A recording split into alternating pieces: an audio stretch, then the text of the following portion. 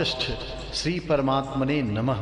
श्री योग वासिष्ठ प्रथम भाग वैराग्य प्रकरण प्रारंभ। उस सत्यचित आनंद रूप आत्मा को नमस्कार है जिसमें सब भासते हैं और जिसमें सब लीन और स्थिर होते हैं एवं जिससे ज्ञाता ज्ञान ज्ञेय दृष्टा दर्शन दृश्य और कर्ता करण कर्म सिद्ध होते हैं। जिस आनंद के समुद्र के कण से संपूर्ण विश्व आनंदवान है और जिस आनंद से सब जीव होते हैं, अगस्त जी के शिष्य सुतीक्ष्ण के मन में एक संशय उत्पन्न हुआ। तब वह उसके निवृत्त करने के अर्थ अगस्त मुनि के आश्रम में जाकर विधि संयुक्त प्रणाम करके स्थित हुआ और नम्रता पूर्वक प्रश्न किया कि हे भगवन, आप सर्व तत्वज्ञ और सर्व शास्त्रों के ज्ञाता हो। एक संशय मुझको है, सो कृपा करके निवृत्त करो। मोक्ष का कारण कर्म है या ज्ञान अथवा दोनों? इतना सुन अगस्त जी बोले कि हे ब्रह्मण्य, केवल कर्म मोक्ष का कारण नहीं और केवल ज्ञान से भी मोक्ष प्राप्त नहीं होता। मोक्ष की प्राप्ति दोनों से ही होती है। कर्म से अंतःकरण शुद्ध होता है, मोक्ष नहीं होता, और अंतःकरण की शुद्धि के बिना केवल ज्ञान से भी मुक्ति नहीं होती। इससे दोनों से मोक्ष की सिद्धि होती है। कर्म करने से अंतःकरण शुद्ध होता है, फिर ज्ञान उपजता है और तब मोक्ष होता है।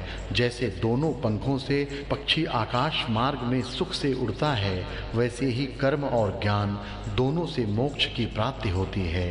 हे ब्रह्मण्य, इसी आशय के अनुसार एक पुरातन इतिहास है, वह तुम सुनो।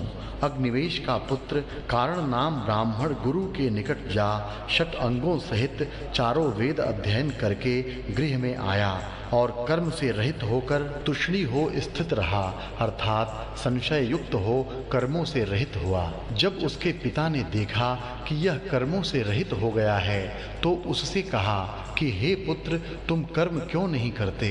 तुम कर्म के न करने से सिद्धता को कैसे प्राप्त होगे? जिस कारण तुम कर्म से रहित हुए हो वह कारण कहो। वह बोला, हे पिता, मुझको संशय उत्पन्न हुआ है, इसलिए कर्म से निवृत्त हुआ हूँ। वेद में एक ठौर तो कहा है कि जब तक जीता रहे तब तक कर्म अर्थात अग्निहोत्रादिक करता रहे, और एक ठौर कहा है कि न धन से मोक्ष होता है, न कर्म से मोक्ष होता है, न पुत्रादिक से मोक्ष होता है, और न केवल त्याग से ही मोक्ष होता है। इन दोनों में क्या कर्तव्य है, मुझको यही संशय है।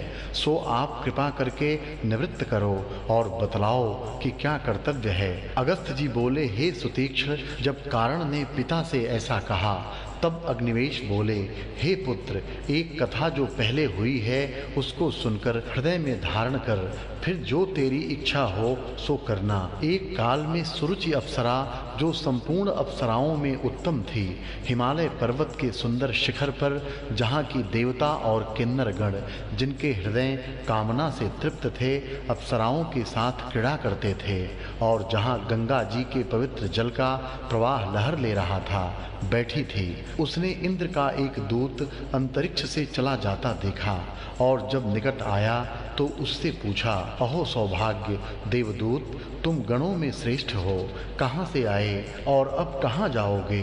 सो कृपा करके कहो।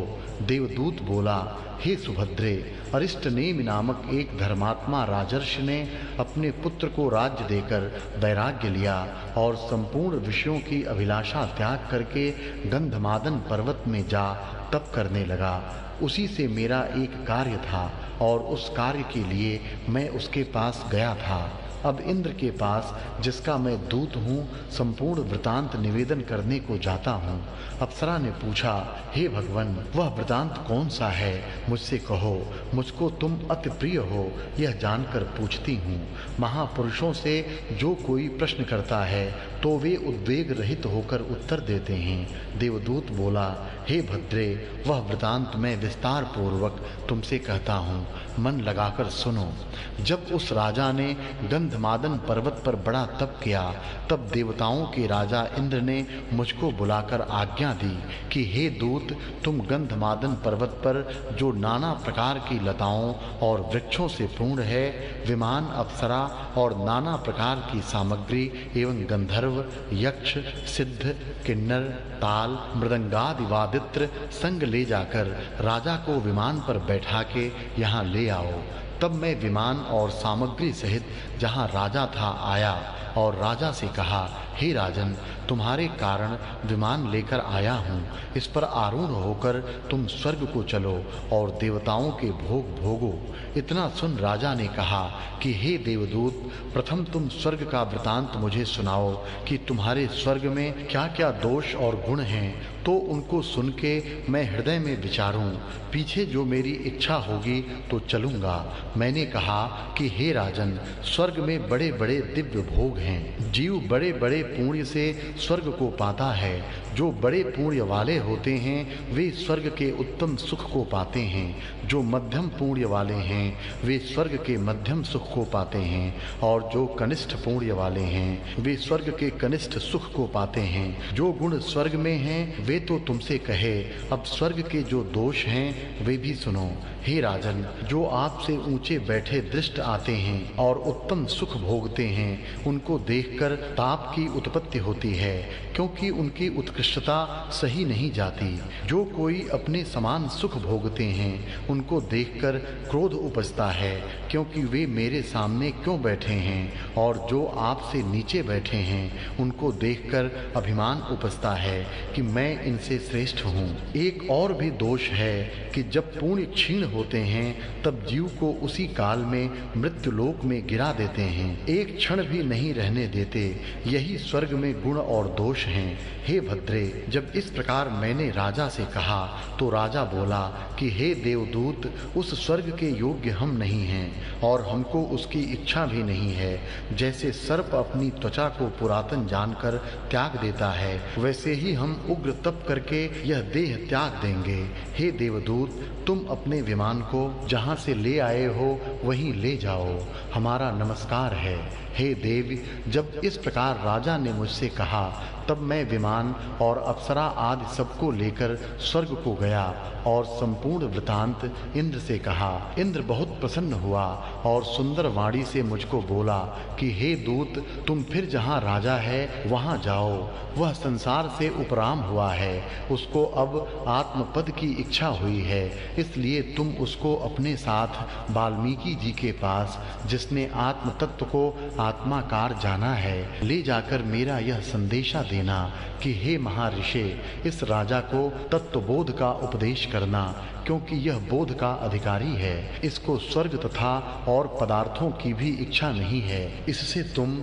इसको तत्वबोध का उपदेश करो और यह तत्वबोध को पाकर संसार दुख से मुक्त हो। हे सुभद्रे, जब इस प्रकार देवराज ने मुझसे कहा तब मैं वहां से चलकर राजा के निकट आया और उससे कहा कि हे राजन, तुम संसार समुद्र से मोक्ष होने के निमित्त वाल्मीकि जी के पास चलो, वे तुमको उपदेश करेंगे। उसको साथ लेकर मैं वाल्मीकि जी के स्थान पर आया और उस स्थान में राजा को बैठा और प्रणाम कर इंद्र का संदेशा दिया। तब वाल्मीकि जी ने कहा, हे राजन, कुशल तो है?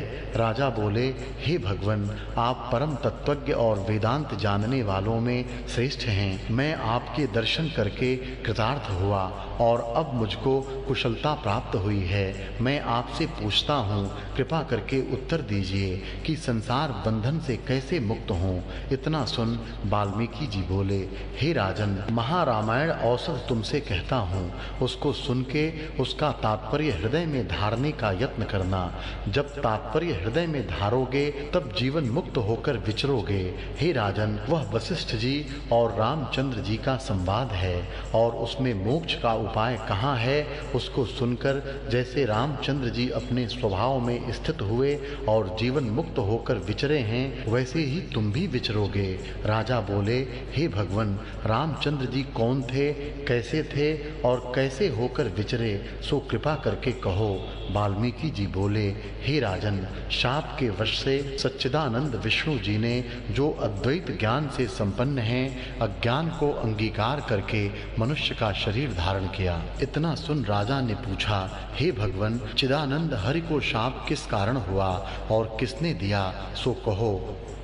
वाल्मीकि जी बोले, हे राजन, एक काल में सनत कुमार जो निष्काम हैं ब्रह्मपुरी में बैठे थे और त्रिलोकी के पति विष्णु भगवान भी वैकुंठ से उतरकर ब्रह्मपुरी में आए। तब ब्रह्म सहित सर्व सभा उठकर खड़ी हुई और भगवान का पूजन किया, पर सनत कुमार ने पूजन नहीं किया। इस बात को देखकर विष्णु भगवान बोले कि हे सनत कुमार, तुमको निष्कामता का अभिमान है, इससे तुम काम से आतुर होगे और स्वामी कार्तिक तुम्हारा नाम होगा। सनत कुमार बोले, हे विष्णु, सर्वज्ञता का अभिमान तुमको भी है, इसलिए कुछ काल के लिए तुम्हारी सर्वज्ञता निवृत्त होकर अज्ञानता प्राप्त होगी। हे राजन, एक तो यह शाप हुआ, दूसरा एक और भी शाप है। सुनो, एक काल में भृगु की स्त्री जाती रही थी, उसके वियोग से वह ऋषि क्रोधित हुआ था। उसको देखकर विष्णु जी हंसे और तब भृगु ब्राह्मण ने शाप दिया कि हे विष्णु, तुमने मेरी हंसी की है, सो मेरी तरह तुम भी स्त्री के वियोग से आतुर होगे। और एक दिवस देव शर्मा ब्राह्मण ने नरसिंह भगवान को शाप दिया था, सो भी सुनिए। एक दिन नरसिंह भगवान गंगा के तीर पर गए और वहां देव शर्मा ब्राह्मण की स्त्री को देखकर नरसिंह जी भयानक रूप दिखाकर हंसे। निदान उनको देखकर ऋषि की स्त्री ने भय पाए प्राण छोड़ दिया। तब देव शर्मा ने शाप दिया कि तुमने मेरी स्त्री का वियोग किया, इससे तुम भी स्त्री का वियोग पाओगे। हे राजन, सनत कुमार, भृगु और देव शर्मा के शाप से विष्णु भगवान ने मनुष्य का शरीर धारण किया और राजा दशरथ के घर में प्रकटे।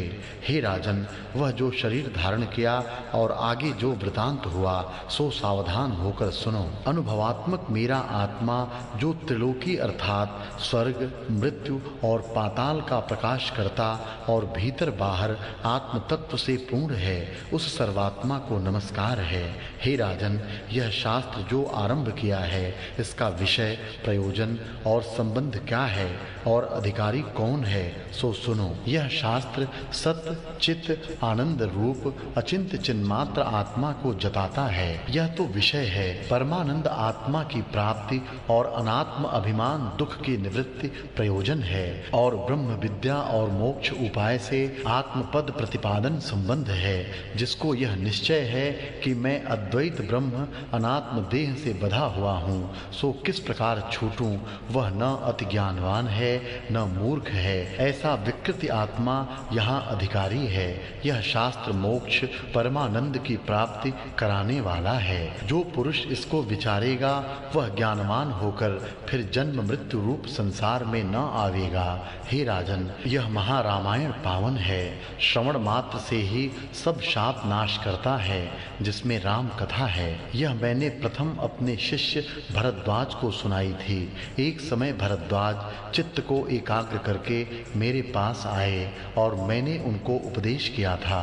वह उसको सुनकर वचन रूपी समुद्र से सार रूपी रत्न निकाल अपने हृदय में धरकर एक समय सुमेरु पर्वत पर गया। वहां ब्रह्मा जी बैठे थे। उसने उनको प्रणाम किया और उनके पास बैठकर यह कथा सुनाई।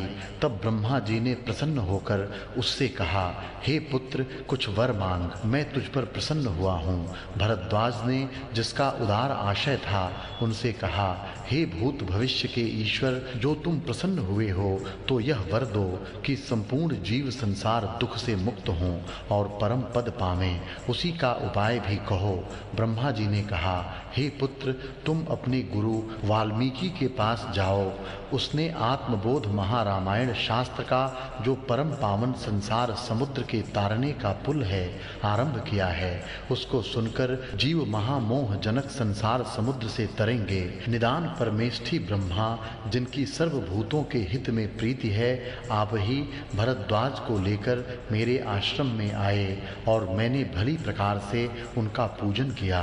उन्होंने मुझसे कहा, हे मुनियों में श्रेष्ठ वाल्मीकि, यह जो तुमने राम के स्वभाव के कथन का आरंभ किया है, इस उद्यम का त्याग न करना, इसकी आदि से अंत पर्यंत समाप्ति करना, क्योंकि यह मोक्ष उपाय संसार रूपी समुद्र को पार करने का जहाज है और इससे सब जीव कृतार्थ होंगे। इतना कहकर ब्रह्मा जी जैसे समुद्र के चक्र एक मुहूर्त पर्यंत उठ के फिर लीन हो जावें, वैसे ही अंतर्ध्यान हो गए। तब मैंने भरद्वाज से कहा, हे पुत्र, ब्रह्मा जी ने क्या कहा? भरद्वाज बोले, हे भगवन, ब्रह्मा जी ने तुमसे यह कहा कि हे मुनियों में श्रेष्ठ, यह जो तुमने राम के स्वभाव के कथन का उद्यम किया है, उसका त्याग न करना, इसे अंत पर्यंत समाप्त करना, क्योंकि संसार समुद्र के पार करने को यह कथा जहाज है और इससे अनेक जीव कृतार्थ होकर संसार संकट से मुक्त होंगे। इतना कहकर फिर वाल्मीकि जी बोले, हे राजन, जब इस प्रकार ब्रह्मा जी ने मुझसे कहा, तब उनकी आज्ञा अनुसार मैंने ग्रंथ बनाकर भरद्वाज को सुनाया। हे पुत्र, वशिष्ठ जी के उपदेश को पाकर जिस प्रकार राम जी निशंक होकर विचरे हैं, वैसे ही तुम भी विचरो। तब उसने प्रश्न किया कि हे भगवन, जिस प्रकार रामचंद्र जी जीवन मुक्त होकर विचरे हैं, वह आदि से क्रम करके मुझसे कहिए। वाल्मीकि जी बोले, हे भारद्वाज, रामचंद्र, लक्ष्मण, भरत, शत्रुघ्न, सीता, कौशल्या, सुमित्रा और दशरथ, ये 8 जो जीवन मुक्त हुए हैं और 8 मंत्री अष्टगण वशिष्ठ और वामदेव आदि 28 जीवन मुक्त होकर विचरे हैं, उनके नाम सुनो। राम जी से लेकर दशरथ पर्यंत 8 जो ये कृतार्थ होकर परम बोधवान हुए हैं, और एक कुंतभासी, दूसरा शतवर्धन, तीसरा सुखधाम, चौथा विभीषण, पांचवा इंद्रजीत, छठवां हनुमान, सातवां वशिष्ठ और 8 वामदेव, ये अष्टमंत्री निःशंक हो चेष्टा करते भये और सदा अद्वैत निष्ठ हुए हैं। इनको कदाचित स्वरूप से द्वैत भाव नहीं फुरा है। ये अनामय पद की स्थिति में तृप्त रहकर केवल चिन्मात्र शुद्ध पर परम पावनता को प्राप्त हुए हैं। इत श्री योग वासिष्ठे वैराग्य प्रकरणे कथारंभ वर्णनो नाम प्रथम सर्गः। भारद्वाज ने पूछा, भगवन, जीवन मुक्त की स्थिति कैसी है और राम जी कैसे जीवन मुक्त हुए हैं, वह आदि से अंत पर्यंत सब कहो। वाल्मीकि जी बोले, हे पुत्र, यह जगत जो भासता है सो वास्तविक कुछ नहीं उत्पन्न हुआ, अविचार करके भासता है और विचार करने से निवृत्त हो जाता है। जैसे आकाश में नीलता भासती है सो भ्रम से वैसे ही है, यदि विचार करके देखिए तो नीलता की प्रतीति दूर हो जाती है। वैसे ही अविचार से जगत भासता है और विचार से लीन हो जाता है। हे शिष्य, जब तक सृष्टि का अत्यंत अभाव नहीं होता तब तक परम पद की प्राप्ति नहीं होती। जब दृश्य का अत्यंत अभाव हो जावे तब शुद्ध चिदाकाश आत्मसत्ता भासेगी। कोई इस दृश्य का महाप्रलय में अभाव कहते हैं, परंतु मैं तुमको तीनों कालों का अभाव कहता हूँ। जब इस शास्त्र को श्रद्धा संयुक्त आदि से अंत तक सुनकर धारण करे तब भ्रांति की निवृत्ति हो जावे और अव्याकृत पद की प्राप्ति हो। हे शिष्य, संसार भ्रम मात्र सिद्ध है, इसको भ्रम मात्र जानकर विस्मरण करना यही मुक्ति है। जीव के बंधन का कारण वासना है और वासना से ही भटकता फिरता है। जब वासना का क्षय हो जाए तब परम पद की प्राप्ति हो। वासना का एक पुतला है, उसका नाम मन है। जैसे जल सर्दी की दृढ़ जड़ता पाकर बर्फ हो जाता है और फिर सूर्य के ताप से पिघलकर जल होता है तो केवल शुद्ध जल ही रहता है, वैसे ही आत्मा रूपी जल है, उसमें संसार की सत्यता रूपी जड़ता शीतलता है और उससे मन रूपी बर्फ का पुतला हुआ है। जब ज्ञान रूपी सूर्य उदय होगा तब संसार की सत्यता रूपी जड़ता और शीतलता निवृत्त हो जाएगी। जब संसार की सत्यता और वासना निवृत्त हुई तब मन नष्ट हो जाएगा होगा, और जब मन नष्ट हुआ तो परम कल्याण हुआ। इससे इसके बंधन का कारण वासना ही है, और वासना के क्षय होने से मुक्ति है। वह वासना दो प्रकार की है, एक शुद्ध और दूसरी अशुद्ध। अशुद्ध वासना से अपने वास्तविक स्वरूप के अज्ञान से अनात्मा जो देहादिक हैं उनमें अहंकार करता है, और जब अनात्मा में आत्म अभिमान हुआ तब नाना प्रकार की वासना उपजती है, जिससे घटी यंत्र की भांति भ्रमता रहता है। हे साधो, जो यह पंचभूत का शरीर तुम देखते हो सो सब वासना रूप है और वासना से ही खड़ा है। जैसे माला के दाने धागे के आश्रय से गुथे होते हैं, और जब धागा टूट जाता है तब न्यारे न्यारे हो जाते हैं और नहीं ठहरते, वैसे ही वासना के क्षय होने पर पंचभूत का शरीर नहीं रहता। इससे सब अनर्थों का कारण वासना ही है। शुद्ध वासना में जगत का अत्यंत अभाव निश्चय होता है। हे शिष्य, अज्ञानी की वासना जन्म का कारण होती है और ज्ञानी की वासना जन्म का कारण नहीं होती। जैसे कच्चा बीज उगता है और जो दग्ध हुआ है सो फिर नहीं उगता, वैसे ही अज्ञानी की वासना रस सहित है, इससे जन्म का कारण है, और ज्ञानी की वासना रस रहित है, इससे जन्म का कारण नहीं। ज्ञानी की चेष्टा स्वाभाविक होती है, वह किसी गुण से मिलकर अपने में चेष्टा नहीं देखता। वह खाता, पीता, लेता, देता, बोलता, चलता एवं और अन्य व्यवहार करता है, पर अंतःकरण में सदा अद्वैत निश्चय को धरता है। कदाचित द्वैत भावना उसको नहीं फुरती, वह अपने स्वभाव में स्थित है, इससे उसकी चेष्टा जन्म का कारण नहीं होती। जैसे कुम्हार के चक्र को जब तक घुमावें तब तक फिरता है, और जब घुमाना छोड़ दें तब स्थीयमान गति उतरते उतरते स्थिर रह जाता है। वैसे ही जब तक अहंकार सहित वासना होती है तब तक जन्म पाता है, और जब अहंकार से रहित हुआ तब फिर जन्म नहीं पाता। हे साधो, इस अज्ञान रूपी वासना के नाश करने को एक ब्रह्म विद्या ही श्रेष्ठ उपाय है, जो मोक्ष उपायक शास्त्र है। यदि इसको त्याग कर और शास्त्र रूपी गर्त में गिरेगा तो कल्प पर्यंत भी अकृत्रिम पद को न पावेगा। जो ब्रह्म विद्या का आश्रय करेगा वह सुख से आत्मपद को प्राप्त होगा। हे भारद्वाज, यह मोक्ष उपाय राम जी और वशिष्ठ जी का संवाद है। यह विचारने योग्य है और बोध का परम कारण है। इसे आदि से अंत पर्यंत सुनो, और जैसे राम जी जीवन मुक्त होकर विचरे हैं सो भी सुनो। एक दिन राम जी अध्ययनशाला से विद्या पढ़ के अपने गृह में आए और संपूर्ण दिन विचार सहित व्यतीत किया। फिर मन में तीर्थ ठाकुर द्वारे का संकल्प धरकर अपने पिता दशरथ के पास, जो अति प्रजापालक थे, आए, और जैसे हंस सुंदर कमल को ग्रहण करें वैसे ही उन्होंने उनका चरण पकड़ा। जैसे कमल के फूल के नीचे कोमल तरैयां होती हैं और उन तरैयों सहित कमल को हंस पकड़ता है, वैसे ही दशरथ जी की उंगलियों को उन्होंने ग्रहण किया और बोले, हे पिता, मेरा चित्त तीर्थ और ठाकुर द्वारों के दर्शन को चाहता है। आप आज्ञा कीजिए तो मैं दर्शन कर आऊं। मैं तुम्हारा पुत्र हूँ। आगे मैंने कभी नहीं कहा, यह प्रार्थना अभी की है, इससे यह वचन मेरा न फेरना, क्योंकि ऐसा त्रिलोकी में कोई नहीं है जिसका मनोरथ इस घर से सिद्ध न हुआ हो। इससे मुझको भी कृपा कर आज्ञा दीजिए। इतना कहकर वाल्मीकि जी बोले, हे भारद्वाज, जिस समय इस प्रकार राम जी ने कहा तब वशिष्ठ जी पास बैठे थे। उन्होंने भी दशरथ से कहा, हे राजन, इनका चित्त उठा है, राम जी को आज्ञा दो, तीर्थ कर आवें, और इनके साथ सेना, धन, मंत्री और ब्राह्मण भी दीजिए कि विधि पूर्वक दर्शन करें। तब महाराज दशरथ ने शुभ मुहूर्त दिखाकर राम जी को आज्ञा दी। जब वे चलने लगे तो पिता और माता के चरणों में पड़े और सबको कंठ लगाकर रुदन करने लगे। इस प्रकार सबसे मिलकर लक्ष्मण आदि भाई, मंत्री और वशिष्ठ आदि ब्राह्मण, जो विधि जानने वाले थे, बहुत सा धन और सेना साथ ली और दान पुण्य करते हुए गृह से बाहर निकले। उस समय वहाँ के लोगों और स्त्रियों ने राम जी के ऊपर फूलों और कलियों की माला की। जैसे बर्फ बरसती है वैसे ही वर्षा की और राम जी की मूर्ति हृदय में धर ली।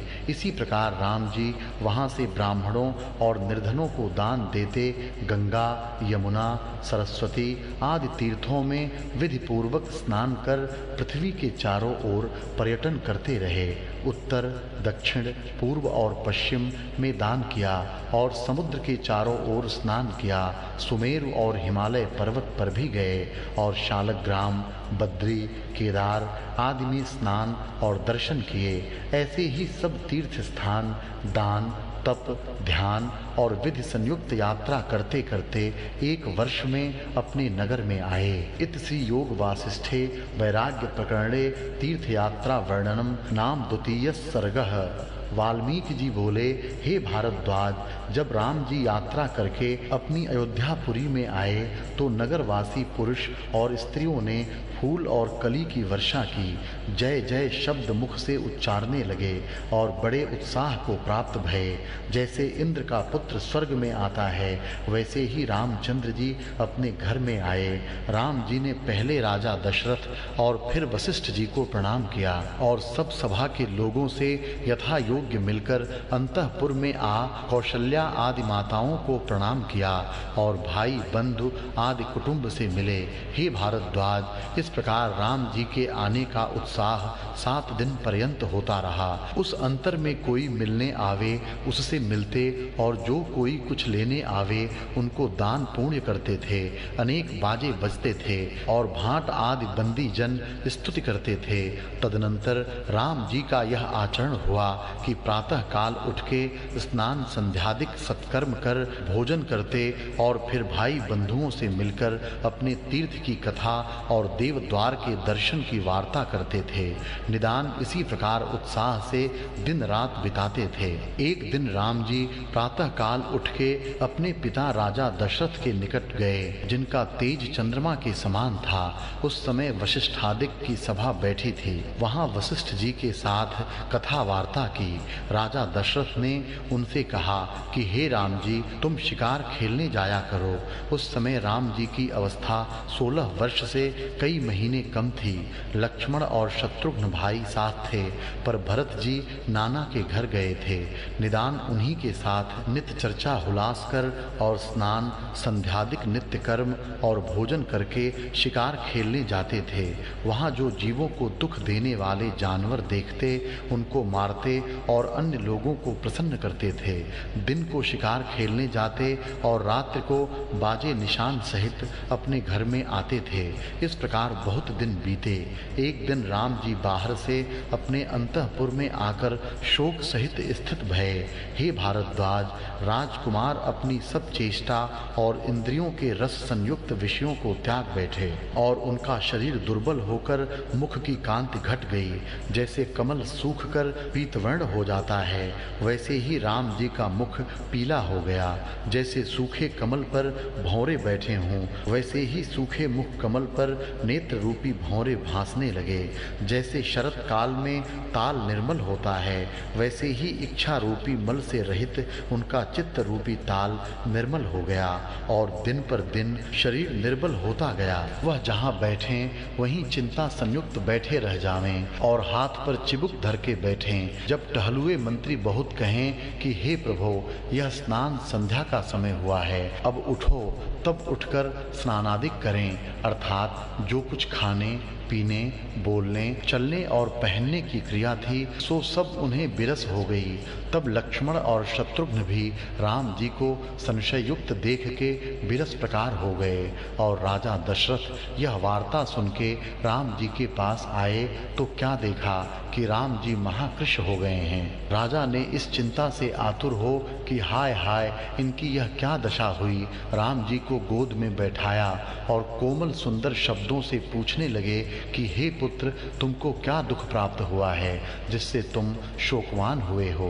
राम जी ने कहा कि हे पिता, हमको तो कोई दुख नहीं। ऐसा कहकर चुप हो रहे। जब इसी प्रकार कुछ दिन बीते तो राजा और सब स्त्रियां बड़ी शोकवान हुईं। राजा राजमंत्रियों से मिलकर विचार करने लगे कि पुत्र का किसी ठौर विवाह करना चाहिए, और यह भी विचार किया कि क्या कारण है जो मेरे पुत्र शोकवान रहते हैं। तब उन्होंने वशिष्ठ जी से पूछा कि हे मुनीश्वर, मेरे पुत्र शोकातुर क्यों रहते हैं। वशिष्ठ जी ने कहा, हे राजन, जैसे पृथ्वी, जल, तेज, वायु और आकाश महाभूत अल्प कार्य में विकारवान नहीं होते, जब जगत उत्पन्न और प्रलय होता है तब विकारवान होते हैं, वैसे ही महापुरुष भी अल्प कार्य से विकारवान नहीं होते। हे राजन, तुम शोक मत करो।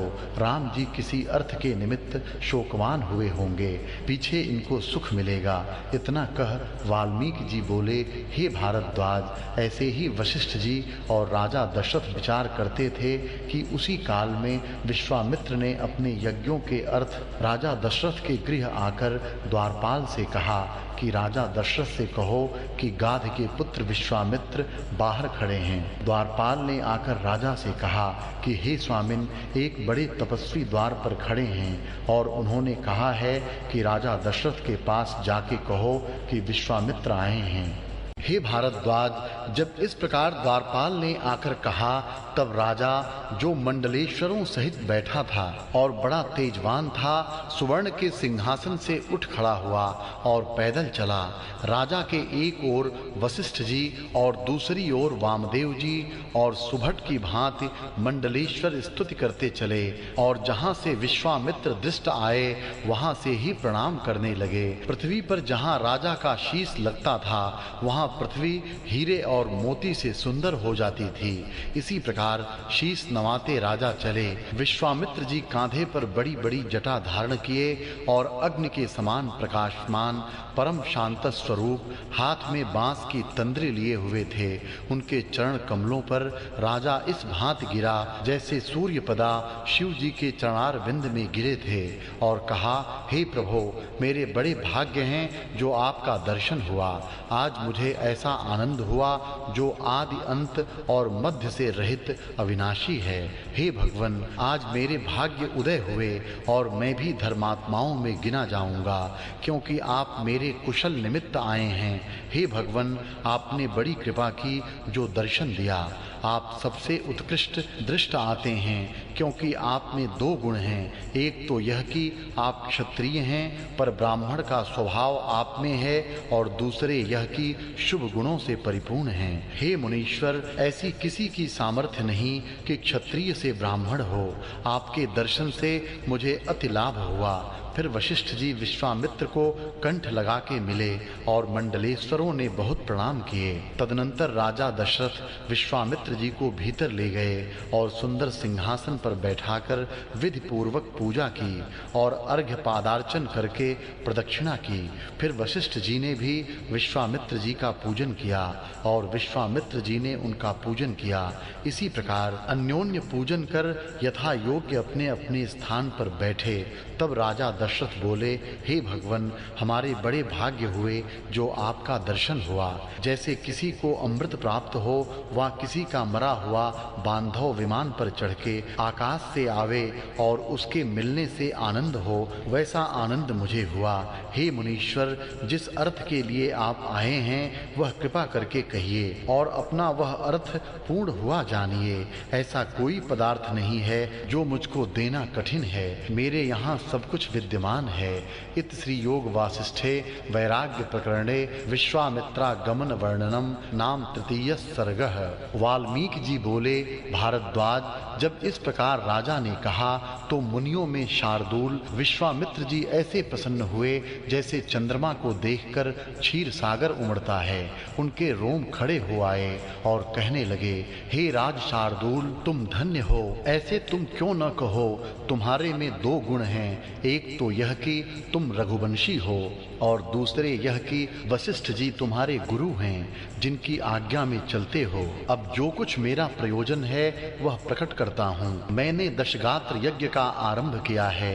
जब यज्ञ करने लगता हूँ तब खर और दूषण निशाचर आकर विध्वंस कर जाते हैं और मांस, हाड़ और रुधिर डाल जाते हैं, जिससे वह स्थान यज्ञ करने योग्य नहीं रहता। और जब मैं और जगह जाता हूँ तो वहाँ भी वे उसी प्रकार अपवित्र कर जाते हैं। इसलिए उनके नाश करने के लिए मैं तुम्हारे पास आया हूँ। कदाचित यह कहिए कि तुम भी तो समर्थ हो। तो हे राजन, मैंने जिस यज्ञ का आरंभ किया है उसका अंग क्षमा है। जो मैं उनको शाप दूं तो वह भस्म हो जावें, पर शाप क्रोध बिना नहीं होता। जो मैं क्रोध करूं तो यज्ञ निष्फल होता है, और जो चुप होकर रहूं तो राक्षस अपवित्र वस्तु डाल जाते हैं।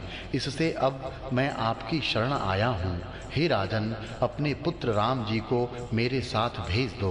वह राक्षसों को मारें और मेरा यज्ञ सफल हो। यह चिंता तुम न करना कि मेरा पुत्र अभी बालक है। यह तो इंद्र के समान शूरवीर है। जैसे सिंह के सम्मुख मृग का बच्चा नहीं ठहर सकता, वैसे ही इसके सम्मुख राक्षस न ठहर सकेंगे। इसको मेरे साथ भेजने से तुम्हारा यश और धर्म दोनों रहेंगे और मेरा कार्य होगा, इसमें संदेह नहीं। हे राजन, ऐसा कार्य त्रिलोकी में कोई नहीं जो राम जी न कर सकें। इसलिए मैं तुम्हारे पुत्र को लिए जाता हूँ। यह मेरे हाथ से रक्षित रहेगा और कोई विघ्न न होने दूंगा। जैसे तुम्हारे पुत्र हैं, मैं और वशिष्ठ जी जानते हैं, और ज्ञानवान भी जो त्रिकालदर्शी हैं जानेंगे, और किसी की सामर्थ्य नहीं जो इनको जाने। हे राजन, जो समय पर कार्य होता है वह थोड़े ही परिश्रम से सिद्ध होता है, और समय बिना बहुत परिश्रम करने से भी नहीं होता। खर और दूषण प्रबल दैत्य हैं, मेरे यज्ञ को खंडित करते हैं। जब राम जी जावेंगे तब वे भाग जावेंगे, इनके आगे खड़े न रह सकेंगे। जैसे सूर्य के तेज से तारागण का प्रकाश क्षीण हो जाता है, वैसे ही राम जी के दर्शन से वे स्थित न रहेंगे। बोले, हे भारद्वाज, जब विश्वामित्र ने ऐसा कहा तब राजा दशरथ चुप होकर गिर पड़े और एक मुहूर्त पर्यंत पड़े रहे। इत श्री योग वासिष्ठे वैराग्य प्रकरणे दशरथ विषादो नाम चतुर्थः सर्गः। वाल्मीकि जी बोले, हे भारद्वाज, एक मुहूर्त उपरांत राजा उठे और अधैर्य होकर बोले, हे मुनीश्वर, आपने क्या कहा? राम जी तो अभी कुमार हैं, अभी तो उन्होंने शस्त्र और अस्त्र विद्या नहीं सीखी, बल्कि फूलों की शैया पर शयन करने वाले, अंतःपुर में स्त्रियों के पास बैठने वाले और बालकों के साथ खेलने वाले हैं। उन्होंने कभी भी रणभूमि नहीं देखी और न भ्रिकुटी चढ़ा के कभी युद्ध ही किया है। वह दैत्यों से क्या युद्ध करेंगे? कभी पत्थर और कमल का भी युद्ध हुआ है? हे मुनीश्वर, मैं तो बहुत वर्षों का हुआ हूँ। इस वृद्धावस्था में मेरे घर में 4 पुत्र हुए हैं। उन चारों में राम जी अभी 16 वर्ष के हुए हैं और मेरे प्राण हैं। उनके बिना मैं एक क्षण भी नहीं रह। जो तुम उनको ले जाओगे तो मेरे प्राण निकल जाएंगे। हे मुनीश्वर, केवल मुझे ही उनका इतना स्नेह नहीं, किंतु लक्ष्मण, शत्रुघ्न, भरत और माताओं के भी प्राण हैं। जो तुम उनको ले जाओगे तो सब ही मर जाएंगे। जो तुम हमको राम जी के वियोग में मारने आए हो तो ले जाओ। हे मुनीश्वर, मेरे चित्त में तो राम जी पूर्ण हो रहे हैं, उनको मैं आपके साथ कैसे दूं? मैं तो उनको देखकर प्रसन्न होता हूँ। राम जी के वियोग से मेरे प्राण कैसे बचेंगे? हे मुनीश्वर, ऐसी प्रीति मुझे स्त्री, धन और पदार्थों की नहीं जैसे राम जी की है। मैं आपके वचन सुनकर अति शोकवान हुआ हूँ। मेरे बड़े अभाग्य उदय हुए जो आप इस निमित्त आए। मैं राम जी को कदापि नहीं दे सकता।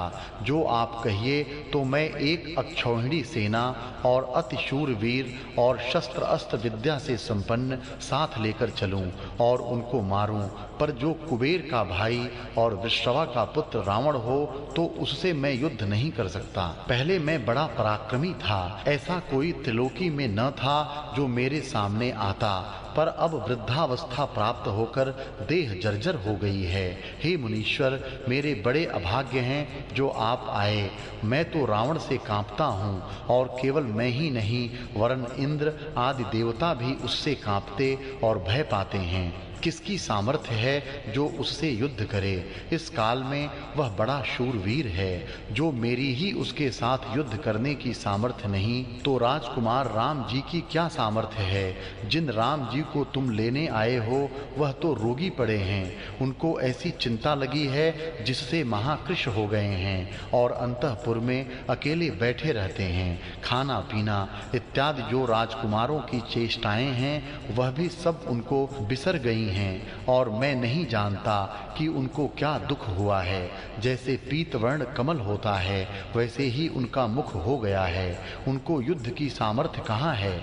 उन्होंने तो अपने स्थान से बाहर की पृथ्वी भी नहीं देखी है। हमारे प्राण वही हैं, हम उनके वियोग से नहीं जी सकते। इत श्री योग वासिष्ठे वैराग्य प्रकरणे दशरथोक्ति वर्णन नाम पंचम सर्गः। वाल्मीकि जी बोले कि जब इस प्रकार दशरथ जी ने महादीन और अधैर्य होकर कहा तो विश्वामित्र जी क्रोध करके कहने लगे कि हे राजन, तुम अपने धर्म का स्मरण करो। तुमने कहा था कि तुम्हारा अर्थ सिद्ध करूंगा, पर अब तुम अपने धर्म को त्यागते हो। जो तुम सिंहों के समान होकर मृगों की भांति भागते हो तो भागो, पर आगे रघुवंशी कुल में ऐसा कोई नहीं हुआ कि जिसने वचन फेरा हो। जो तुम कहते हो सो करो, हम चले जावेंगे, परंतु यह तुमको योग्य न था, क्योंकि शून्य गृह से शून्य ही होकर जाता है। तुम बसते रहो और राज्य करते रहो, जैसे कुछ होगा हम समझ लेंगे। इतना कहकर वाल्मीकि जी बोले कि जब इस प्रकार विश्वामित्र जी को क्रोध उत्पन्न हुआ तो 50 कोटि योजन तक पृथ्वी कांपने लगी और इंद्रादिक देवता भयभीत हुए कि यह क्या हुआ। तब वशिष्ठ जी बोले, हे राजन, इक्ष्वाकु कुल में सब परमार्थी हुए हैं और तुम अपना धर्म क्यों त्यागते हो? मेरे सामने तुमने विश्वामित्र जी से कहा है कि तुम्हारा अर्थ पूरा करूंगा, पर अब क्यों भागते हो? राम जी को तुम इनके साथ कर दो, यह तुम्हारे पुत्र की रक्षा करेंगे। इस पुरुष के सामने किसी का बल नहीं चलता, यह साक्षात ही काल की मूर्ति है। जो तपस्वी कहिए तो भी इनके समान दूसरा नहीं है, और शस्त्र और अस्त्र विद्या भी इनके सदृश कोई नहीं जानता, क्योंकि दक्ष प्रजापति ने अपनी 2 पुत्रियां, जिनका नाम जया और सुभगा था, विश्वामित्र जी को दी थीं, जिन्होंने 500 पुत्र दैत्यों के मारने के लिए प्रकट किए।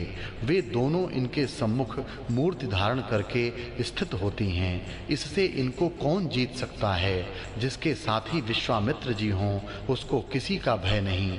आप इनके साथ अपना पुत्र निस्संशय होकर दो। किसी का सामर्थ्य नहीं कि इनके होते तुम्हारे पुत्रों को कुछ कह सके। जैसे सूर्य के उदय से अंधकार का अभाव हो जाता है, वैसे ही इनकी दृष्टि से दुख का अभाव हो जाता है। हे राजन, इनके साथ तुम्हारे पुत्रों को कोई खेद न होगा। तुम इक्ष्वाकु के कुल में उत्पन्न हुए हो और दशरथ तुम्हारा नाम है। जो तुम ऐसे हो अपने धर्म में स्थित न रहे तो और जीवों से धर्म का पालन कैसे होगा? जो कुछ श्रेष्ठ पुरुष चेष्टा करते हैं उनके अनुसार और जीव भी करते हैं। जो तुम अपने वचनों का पालन न करोगे तो और किसी से क्या होगा? तुम्हारे कुल में अपने वचन से कोई नहीं फिरा, इससे अपने धर्म का त्यागना योग्य नहीं। यदि तुम दैत्यों के भय से शोकवान हो तो मत हो। कदाचित मूर्तिधारी काल आकर स्थित हो तो भी विश्वामित्र के होते तुम्हारे पुत्र को कुछ भय न होगा। तुम शोक मत करो और अपने पुत्र को इनके साथ कर दो। जो तुम अपने पुत्र न दोगे तो तुम्हारा 2 प्रकार का धर्म नष्ट होगा। एक धर्म यह कि कूप, बावली और ताल जो बनवाए हैं उनका पुण्य नष्ट हो जाएगा। दूसरे यह कि तप, व्रत, यज्ञ, दान स्नानादिक क्रिया का फल भी नष्ट होकर तुम्हारा गृह अर्थहीन हो जाएगा। इससे मोह और शोक को छोड़ और धर्म को स्मरण करके राम जी को इनके साथ कर दो तो तुम्हारे सब कार्य सफल होंगे। हे राजन, इस प्रकार जो तुम्हें करना था तो प्रथम ही विचार कर कहते, क्योंकि विचार किए बिना काम करने का परिणाम दुख होता है। इतना कहकर वाल्मीकि जी बोले, हे भारद्वाज, जब इस प्रकार वशिष्ठ जी ने कहा तो राजा दशरथ धैर्यवान हुए और भृत्यों में जो श्रेष्ठ भृत्य था उसको बुलाकर कहा, हे महाबाहो, राम जी को ले आओ। उनके साथ जो चाकर बाहर आने जाने वाला और छल से रहित था, राजा की आज्ञा लेकर राम जी के निकट गया और एक मुहूर्त पीछे आकर कहने लगा, हे देव, राम जी तो बड़ी चिंता में बैठे हैं। जब मैंने राम जी से बारंबार कहा कि चलिए, तब वे कहने लगे कि चलते हैं। ऐसे ही कह कह चुप हो रहते हैं। दूत का यह वचन सुन राजा ने कहा कि राम जी के मंत्री और सब नौकरों को बुलाओ।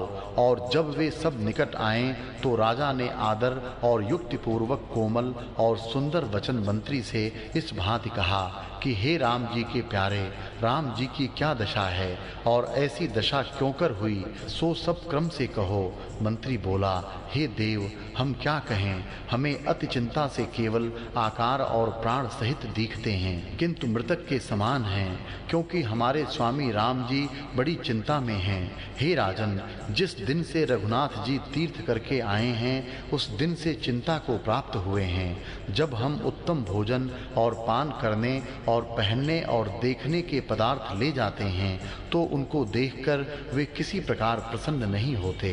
वे तो ऐसी चिंता में लीन हैं कि देखते भी नहीं, और जो देखते हैं तो क्रोध करके सुखदायी पदार्थों का निरादर करते हैं।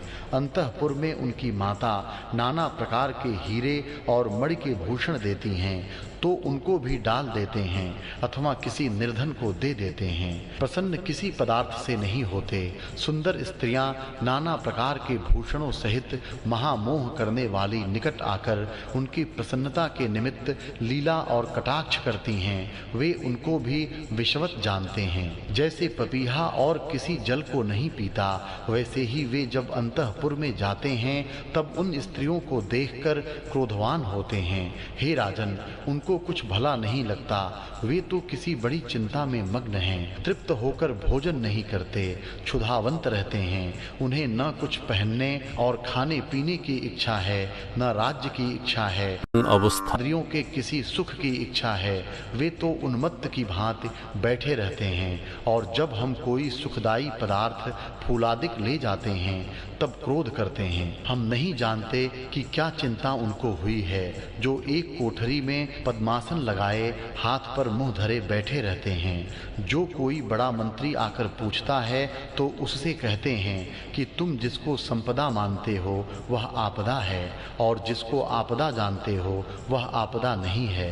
संसार के नाना प्रकार के पदार्थ जो रमणीय जानते हो वे सब झूठे हैं, पर इसी में सब डूबे हैं। ये सब मृग तृष्णा के जलवत हैं। इनको सत्य जान मूर्ख हिरण दौड़ते और दुख पाते हैं। हे राजन, वे कदाचित बोलते हैं तो ऐसे बोलते हैं और कुछ भी उनको सुखदायी नहीं भासता। जो हम हंसी की वार्ता करते हैं तो वे हंसते भी नहीं। जिस पदार्थ को प्रीति संयुक्त लेते थे उस पदार्थ को अब डाल देते हैं और दिन पर दिन दुर्बल होते जाते हैं। जैसे मेघ की बूंद से पर्वत चलायमान नहीं होते, वैसे ही वे भी चलायमान नहीं होते। और जो बोलते हैं तो ऐसे कहते हैं कि न राज्य सत्य है, न भोग सत्य है, न यह जगत सत्य है, न भ्राता सत्य है और न मित्र सत्य है। मिथ्या पदार्थों के निमित्त मूर्ख यत्न करते हैं। जिनको सब सत्य और सुखदायक जानते हैं वे बंधन के कारण हैं। जो कोई राजा अथवा पंडित इनके पास जाता है तो उनको देखकर कहते हैं कि ये पशु हैं। आशा रूपी फांसी में बंधे हुए हैं। हे राजन, जो कुछ योग्य पदार्थ हैं उनको देखकर उनका चित्त प्रसन्न नहीं होता, बल्कि देखकर क्रोधवान होते हैं। जैसे पपीहा मारवाड़ में जावे तो मेघों के बूंदों को नहीं देखता और खेदवान होता है, वैसे ही राम जी विषयों से खेदवान होते हैं। इससे हम जानते हैं कि उनको परम पद पाने की इच्छा है, परंतु कदाचित उनके मुख से यह नहीं सुना। त्याग का भी अभिमान उन्हें कदाचित नहीं है, क्योंकि कभी गाते हैं और बोलते हैं तो कहते हैं, हाय मैं अनाथ मारा गया। अरे मूर्खों, तुम संसार समुद्र में क्यों डूबते हो? यह संसार अनर्थ का कारण है, इसमें सुख कदापि नहीं है। इससे छूटने का उपाय करो। वह किसी के साथ बोलते नहीं और न हंसते हैं, किसी अति चिंता में डूबे हैं। वह किसी पदार्थ से आश्चर्यवान भी नहीं होते। जो कोई कहे कि आकाश में बाग लगा है और उसमें फूल फले हैं, उनको मैं ले आया, तो उसको सुनकर भी आश्चर्यवान नहीं होते। सब भ्रम मात्र समझते हैं। उनको न किसी पदार्थ से हर्ष होता है, न किसी से शोक होता है। किसी बड़ी चिंता में मग्न हैं, पर उस चिंता के निवारण करने की किसी में सामर्थ्य नहीं देखते। हे राजन, हमको यह चिंता लग रही है कि राम जी को खाने, पहनने, बोलने आदि देखने की इच्छा नहीं रही और न किसी कर्म की उनको इच्छा है। ऐसा न हो कि कहीं मृतक हो जावें। जो कोई कहता है कि तुम चक्रवर्ती राजा हो, तुम्हारी बड़ी आयु हो और बड़ा सुख पाओ, तो उसके वचन सुनकर कठोर बोलते हैं। हे राजन, केवल राम जी को ही ऐसी चिंता नहीं, वरन लक्ष्मण और शत्रुघ्न को भी ऐसी ही चिंता लग रही है। जो कोई उनकी चिंता दूर करने वाला हो तो करे, नहीं तो बड़ी चिंता में डूबे रहेंगे। राजन, अब क्या कहते हो? तुम्हारे पुत्र सबसे विरक्त हो एक वस्त्र ओढ़े बैठे हैं। इससे अब तुम वही उपाय करो जिससे उनकी चिंता निवृत्त हो। इतना सुन विश्वामित्र जी बोले, हे साधो, यदि राम जी ऐसे हैं तो हमारे पास लाओ, हम उनका दुख निवृत्त करेंगे। हे राजन दशरथ, तुम धन्य हो जिसका पुत्र विवेक और वैराग्य को प्राप्त हुआ है। हम तुम्हारे पुत्र को परम पद प्राप्त करावेंगे और अभी उनके सब दुख मिट जावेंगे। हम और वशिष्ठादि एक युक्ति से उपदेश करेंगे, उससे उनको आत्म पद की प्राप्ति होगी। तब वह दशा तुम्हारे पुत्र की होगी कि वह लोष्ट, पत्थर और सुवर्ण को समान जानेंगे। जो क्षत्रियों का प्राकृतिक आचार है सो वह करेंगे और हृदय से उदासीन रहेंगे। इससे तुम्हारा कुल कृतार्थ होगा। तुम राम जी को शीघ्र बुलाओ। इतना कहकर वाल्मीकि जी बोले, हे भारद्वाज, ऐसे मुनीन्द्र के वचन सुनकर राजा दशरथ ने मंत्री और नौकरों से कहा कि राम, लक्ष्मण और शत्रुघ्न को साथ ले आओ। जब मंत्री और भृत्यों ने राम जी के पास जाकर कहा तो राम जी आए और राजा दशरथ, वशिष्ठ जी और विश्वामित्र को देखा कि तीनों पर चमर हो रहे हैं और बड़े बड़े मंडलेश्वर बैठे हैं। सबने राम जी को देखा कि उनका शरीर कृश हो रहा है। जैसे महादेव जी स्वामी कार्तिक को आते देखें, वैसे ही राजा दशरथ ने राम जी को आते देखा। राम जी ने वहां आकर राजा दशरथ जी के चरण पर मस्तक लगाकर प्रणाम किया और वैसे ही वशिष्ठ जी, विश्वामित्र और सभा में जो बड़े बड़े ब्राह्मण बैठे थे उनको भी प्रणाम किया। जो बड़े बड़े मंडलेश्वर बैठे थे उन्होंने उठकर राम जी को प्रणाम किया। राजा दशरथ ने राम जी को गोद में बैठाकर मस्तक चूमा और बहुत प्रेम से पुलकित हो राम जी से कहा, हे पुत्र, केवल विरक्तता से परम पद की प्राप्ति नहीं होती।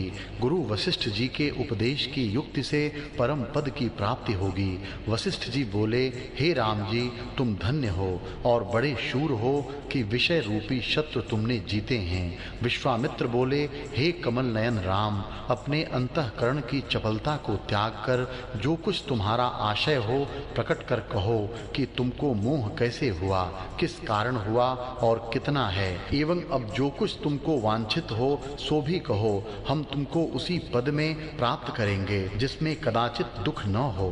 जैसे आकाश को चूहा नहीं काट सकता, वैसे ही तुमको कदाचित पीड़ा न होगी। हे राम जी, हम तुम्हारे संपूर्ण दुखों का नाश कर देंगे। तुम संशय मत करो, जो कुछ तुम्हारा वृतांत हो सो हमसे कहो।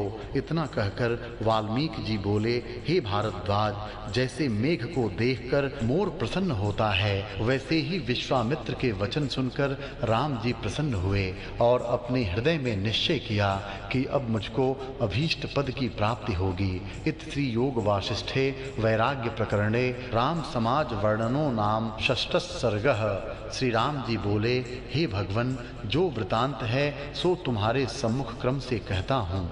मैं राजा दशरथ के घर में स्नान पड़ा हुआ और चारों वेद पढ़कर ब्रह्मचर्यादिक व्रत धारण किए। तदनंतर घर में आया तो मेरे हृदय में विचार हुआ कि तीर्थाटन करूं और देव द्वारों में जाकर देवों के दर्शन करूं। निदान मैं पिता की आज्ञा लेकर तीर्थों में गया और गंगा आदि संपूर्ण तीर्थों में स्नान और शालग्राम और केदार आदि ठाकुरों के विधि संयुक्त दर्शन करके यहाँ आया। फिर उत्साह हुआ, तब यह विचार आया कि प्रातः काल उठकर स्नान संध्यादिक कर्म करके भोजन करता। जब इस प्रकार से कुछ दिन व्यतीत हुए तब मेरे हृदय में एक विचार उत्पन्न हुआ जो मेरे हृदय को खींच ले गया। जैसे नदी के तट पर तृणवेल होती है, उसको नदी का प्रवाह खींच ले जाता है, वैसे ही मेरे हृदय में जो कुछ जगत की आस्था रूपी बेल थी उसको विचार रूपी प्रवाह खींच ले गया। जब मैंने जाना कि राज्य करने से क्या है, भोग से क्या है और जगत क्या है, सब भ्रम मात्र है, इसकी वासना मूर्ख करते हैं। यह स्थावर जंगम जगत सब मिथ्या है। हे मुनीश्वर, जितने कुछ पदार्थ हैं वह सब मन से उत्पन्न होते हैं, सो मन ही भ्रम मात्र है। अनहोता मन दुखदाई होता है। मन जो पदार्थों को सत्य जानकर दौड़ता है और सुखदायक जानता है, सो मृग तृष्णा के जलवत है। जैसे मृग तृष्णा के जल को देखकर मृग दौड़ते हैं और दौड़ते दौड़ते थक कर गिर पड़ते हैं तो भी उनको जल प्राप्त नहीं होता, वैसे ही मूर्ख जीव पदार्थों को सुखदायी जानकर भोगने का यत्न करते हैं और शांति नहीं पाते। हे मुनीश्वर, इंद्रियों के भोग सर्पवत हैं, जिनका मारा हुआ जन्म मरण और जन्म से जन्म जन्मांतर पाता है। भोग और जगत सब भ्रम मात्र हैं, उनमें जो आस्था करते हैं वह महामूर्ख हैं। मैं विचार करके ऐसा जानता हूँ कि सब आगमा पाई हैं, अर्थात आते भी हैं और जाते भी हैं। इससे जिस पदार्थ का नाश न हो वही पदार्थ पाने योग्य है। इसी कारण मैंने भोगों को त्याग दिया है। हे मुनीश्वर, जितने संपदा रूप पदार्थ भासते हैं वह सब आपदा हैं, इनमें रंचक भी सुख नहीं। जब इनका वियोग होता है तब कंटक की भांति मन में चुभते हैं। जब इंद्रियों को भोग प्राप्त होते हैं तब जीव राग द्वेष से जलता है और जब नहीं प्राप्त होते तब तृष्णा से जलता है। इससे भोग दुख रूप ही है। जैसे पत्थर की शिला में छिद्र नहीं होता, वैसे ही भोग रूपी दुख की शिला में सुख रूप छिद्र नहीं होता। हे मुनीश्वर, मैं विषय की तृष्णा में बहुत काल से जलता रहा हूँ। जैसे हरे वृक्ष के छिद्र में अग्निधरी हो तो धुआं हो थोड़ा थोड़ा जलता रहता है, वैसे ही भोग रूपी अग्नि से मन जलता रहता है। विषयों में कुछ भी सुख नहीं है, दुख बहुत है। इससे इनकी इच्छा करना मूर्खता है। जैसे खाई के ऊपर तृण और पात होते हैं और उससे खाई आच्छादित हो जाती है, उसको देख हरिण कूद कर दुख पाता है, वैसे ही मूर्ख भोग को सुख रूप जानकर भोगने की इच्छा करता है और जब भोगता है तब जन्म से जन्मांतर रूपी खाई में जा पड़ता है और दुख पाता है। हे मुनीश्वर, भोग रूपी चोर अज्ञान रूपी रात्रि में आत्मा रूपी धन लूट ले जाता है, पर उसके वियोग से जीव महादीन रहता है। जिस भोग के निमित्त यह यत्न करता है वह दुख रूप है, उससे शांति प्राप्त नहीं होती। और जिस शरीर का अभिमान करके यह यत्न करता है वह शरीर क्षणभंगुर और असार है। जिस पुरुष को सदा भोग की इच्छा रहती है वह मूर्ख और जड़ है। उसका बोलना और चलना भी ऐसा है जैसे सूखे बांस के छिद्र में पवन जाता है और उसके वेग वेग से शब्द होता है। जैसे थका हुआ मनुष्य मारवाड़ के मार्ग की इच्छा नहीं करता, वैसे ही दुख जानकर मैं भोग की इच्छा नहीं करता। लक्ष्मी भी परम अनर्थकारी है। जब तक इसकी प्राप्ति नहीं होती तब तक उसके पाने का यत्न होता है और यह अनर्थ करके प्राप्त होती है। जब लक्ष्मी प्राप्त हुई तब सब सद्गुण अर्थात शीलता, संतोष, धर्म, उदारता, कोमलता, वैराग्य, विचार, दयादिक का नाश कर देती है। जब ऐसे गुणों का नाश हुआ तब सुख कहाँ से हो? तब तो परम आपदा ही प्राप्त होती है। इसको परम दुख का कारण जानकर मैंने त्याग दिया है। हे मुनीश्वर, इस जीव के गुण तब तक हैं जब तक लक्ष्मी प्राप्त नहीं हुई। जब लक्ष्मी की प्राप्ति हुई तब सब गुण नष्ट हो जाते हैं। जैसे वसंत ऋतु की मंजरी तब तक हरी रहती है जब तक ज्येष्ठ आषाढ़ नहीं आता, और जब ज्येष्ठ आषाढ़ आया तब मंजरी जल जाती है, वैसे ही जब लक्ष्मी की प्राप्ति हुई तब शुभ गुण जल जाते हैं। मधुर वचन तभी तक बोलता है जब तक लक्ष्मी की प्राप्ति नहीं है, और जब लक्ष्मी की प्राप्ति हुई तब कोमलता का अभाव होकर कठोर हो जाता है। जैसे जल पतला तब तक रहता है जब तक शीतलता का संयोग नहीं हुआ, और जब शीतलता का संयोग होता है तब बर्फ होकर कठोर दुखदायक हो जाता है, वैसे यह जीव लक्ष्मी से जड़ हो जाता है। हे मुनीश्वर, जो कुछ संपदा है वह आपदा का मूल है, क्योंकि जब लक्ष्मी की प्राप्ति होती है तब बड़े बड़े सुख भोगता है, और जब उसका अभाव होता है तब तृष्णा से जलता है और जन्म से जन्मांतर पाता है। लक्ष्मी की इच्छा करना ही मूर्खता है। यह तो क्षणभंगुर है। इससे भोग उपजते और नष्ट होते हैं। जैसे जल से तरंग उपजते और मिट जाते हैं, और जैसे बिजली स्थिर नहीं होती वैसे ही भोग भी स्थिर नहीं रहते। पुरुष में शुभ गुण तब तक हैं जब तक तृष्णा का स्पर्श नहीं, और जब तृष्णा हुई तब गुणों का अभाव हो जाता है। जैसे दूध में मधुरता तब तक है जब तक उसे सर्प ने स्पर्श नहीं किया, और जब सर्प ने स्पर्श किया तब वही दूध विषरूप हो जाता है। इत श्री योग वासिष्ठे वैराग्य प्रकरणे रामेण वैराग्य वर्णन नाम सप्तमः सर्गः। श्री राम जी बोले, हे मुनीश्वर, लक्ष्मी देखने मात्र में ही सुंदर है। जब इसकी प्राप्ति होती है तब सद्गुणों का नाश कर देती है। जैसे विष की बेल देखने मात्र में ही सुंदर होती है और स्पर्श करने से मार डालती है, वैसे ही लक्ष्मी की प्राप्ति होने से जीव आत्म पद से वंचित हो महादीन हो जाता है।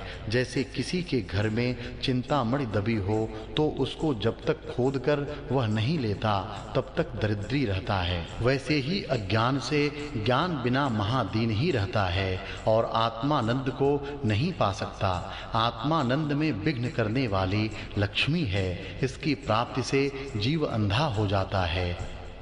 हे मुनीश्वर, जब दीपक प्रज्वलित होता है तब उसका बड़ा प्रकाश दृष्टि आता है, और जब बुझ जाता है तब प्रकाश का अभाव हो जाता है पर काजल रह जाता है। वैसे ही जब लक्ष्मी की प्राप्ति होती है तब बड़े भोग भुगाती है और तृष्णा रूपी काजल उससे उपजता रहता है, और जब लक्ष्मी का अभाव होता है तब तृष्णा रूप वासना छोड़ जाती है। उस वासना तृष्णा से अनेक जन्म और मरण पाता है, कभी शांति नहीं पाता। हे मुनीश्वर, जब लक्ष्मी की प्राप्ति होती है तब शांति के उपजाने वाले गुणों का नाश करती है। जैसे जब तक पवन नहीं चलता तब तक मेघ रहता है, और जब पवन चलता है तो मेघ का अभाव हो जाता है, वैसे ही लक्ष्मी जी की प्राप्ति होने से गुणों का अभाव होता है और गर्व की उत्पत्ति होती है। हे मुनीश्वर, जो शूर होकर अपने मुख से अपनी बड़ाई न करे सो दुर्लभ है, और सामर्थ्यवान हो किसी की अवज्ञा न करे, सब में समबुद्धि रखे सो भी दुर्लभ है। वैसे ही लक्ष्मीवान होकर शुभ गुण संयुक्त हो सो भी दुर्लभ है। हे मुनीश्वर, तृष्णा रूपी सर्प के विष के बढ़ाने को लक्ष्मी रूपी दूध है, उसे पीते पवन रूपी भोग के आहार करते कभी नहीं अघाता। महामोह रूपी उन्मत्त हस्ती है, उसके फिरने का स्थान पर्वत की अटवी रूप लक्ष्मी है और सद्गुण रूप सूर्यमुखी कमल की लक्ष्मी रात्रि है और भोग रूपी चंद्रमुखी कमलों की लक्ष्मी चंद्रमा है और वैराग्य रूप कमलनी का नाश करने वाली लक्ष्मी बर्फ है और ज्ञान रूपी चंद्रमा का आच्छादन करने वाली लक्ष्मी राहु है और मोह रूप उलूक की लक्ष्मी मानो रात्रि है। दुख रूप बिजली की लक्ष्मी आकाश है और तृण रूपी बेल को बढ़ाने वाली लक्ष्मी मेघ है। तृष्णा रूप तरंग की लक्ष्मी समुद्र है। तृष्णा रूप भंवर की लक्ष्मी कमलनी है और जन्म की दुख रूपी जल का लक्ष्मी गड्ढा है। हे मुनीश्वर, देखने में यह सुंदर लगती है, यह दुख का कारण है। जैसे खड्ग की धार देखने में सुंदर होती है और स्पर्श करने से नाश करती है, वैसी ही यह लक्ष्मी विचार रूपी मेघ का नाश करने को वायु है। हे मुनीश्वर, यह मैंने विचार करके देखा है कि इसमें कुछ भी सुख नहीं। संतोष रूपी मेघ का नाश करने वाली लक्ष्मी शरतकाल है। मनुष्य में गुण जब तक दृष्टि आते हैं तब तक लक्ष्मी की प्राप्ति नहीं होती। जब लक्ष्मी की प्राप्ति होती है तब शुभ गुण नष्ट हो जाते हैं। हे मुनीश्वर, लक्ष्मी को ऐसी दुखदायक जानकर इसकी इच्छा मैंने त्याग दी है। यह भोग मिथ्या है। जैसे बिजली प्रकट होकर छिप जाती है, वैसे लक्ष्मी भी प्रकट होकर छिप जाती है। जैसे जल शीतलता से हिम होता है, वैसे ही लक्ष्मी मनुष्य को जड़ सा बना देती है। इसको छल रूप जानकर मैंने त्याग दिया है। इत श्री योग वासिष्ठे वैराग्य प्रकरणे लक्ष्मी नैराश्य वर्णनामाष्ट सर्गः। राम जी बोले, हे मुनीश्वर, जैसे कमल पत्र के ऊपर जल की बूंदें नहीं ठहरती, वैसे ही लक्ष्मी भी क्षणभंगुर है। जैसे जल से तरंग होकर नष्ट होती है, वैसे ही लक्ष्मी वृद्धि होकर नष्ट हो जाती है। हे मुनीश्वर, पवन को रोकना कठिन है, पर उसे भी कोई रोकता है, और आकाश का चूर्ण करना अति कठिन है, उसे भी कोई चूर्ण कर डालता है। और बिजली का रोकना अति कठिन है, सो उसे भी कोई रोकता है, परंतु लक्ष्मी को कोई स्थिर नहीं रख सकता। जैसे शश की सींगों से कोई मार नहीं सकता, और आसरी के ऊपर जैसे मोती नहीं ठहरता, जैसे तरंग की गांठ नहीं पड़ती, वैसे ही लक्ष्मी भी स्थिर नहीं रहती। लक्ष्मी बिजली की चमक सी है, सो होती है और मिट भी जाती है। जो लक्ष्मी पाकर अमर होना चाहे, उसे अति मूर्ख जानना, और लक्ष्मी पाकर जो भोग की वांछा करता है, वह महा आपदा का पात्र है। उसका जीने से मरना श्रेष्ठ है। जीने की आशा मूर्ख करते हैं। जैसे स्त्री गर्भ की इच्छा अपने दुख के निमित्त करती है, वैसे ही जीने की आशा पुरुष अपने नाश के निमित्त करते हैं। ज्ञानवान पुरुष जिनकी परम पद में स्थिति है और उससे तृप्त हुए हैं, उनका जीना सुख के निमित्त है। उनके जीने से और के कार्य भी सिद्ध होते हैं। उनका जीना चिंतामणि की तरह श्रेष्ठ है। जिनको सदा भोग की इच्छा रहती है और आत्म पद से विमुख हैं, उनका जीना किसी के सुख के निमित्त नहीं है, वह मनुष्य नहीं गर्दभ है। जैसे वृक्ष, पक्षी, पशु का जीना है, वैसे उनका भी जीना है।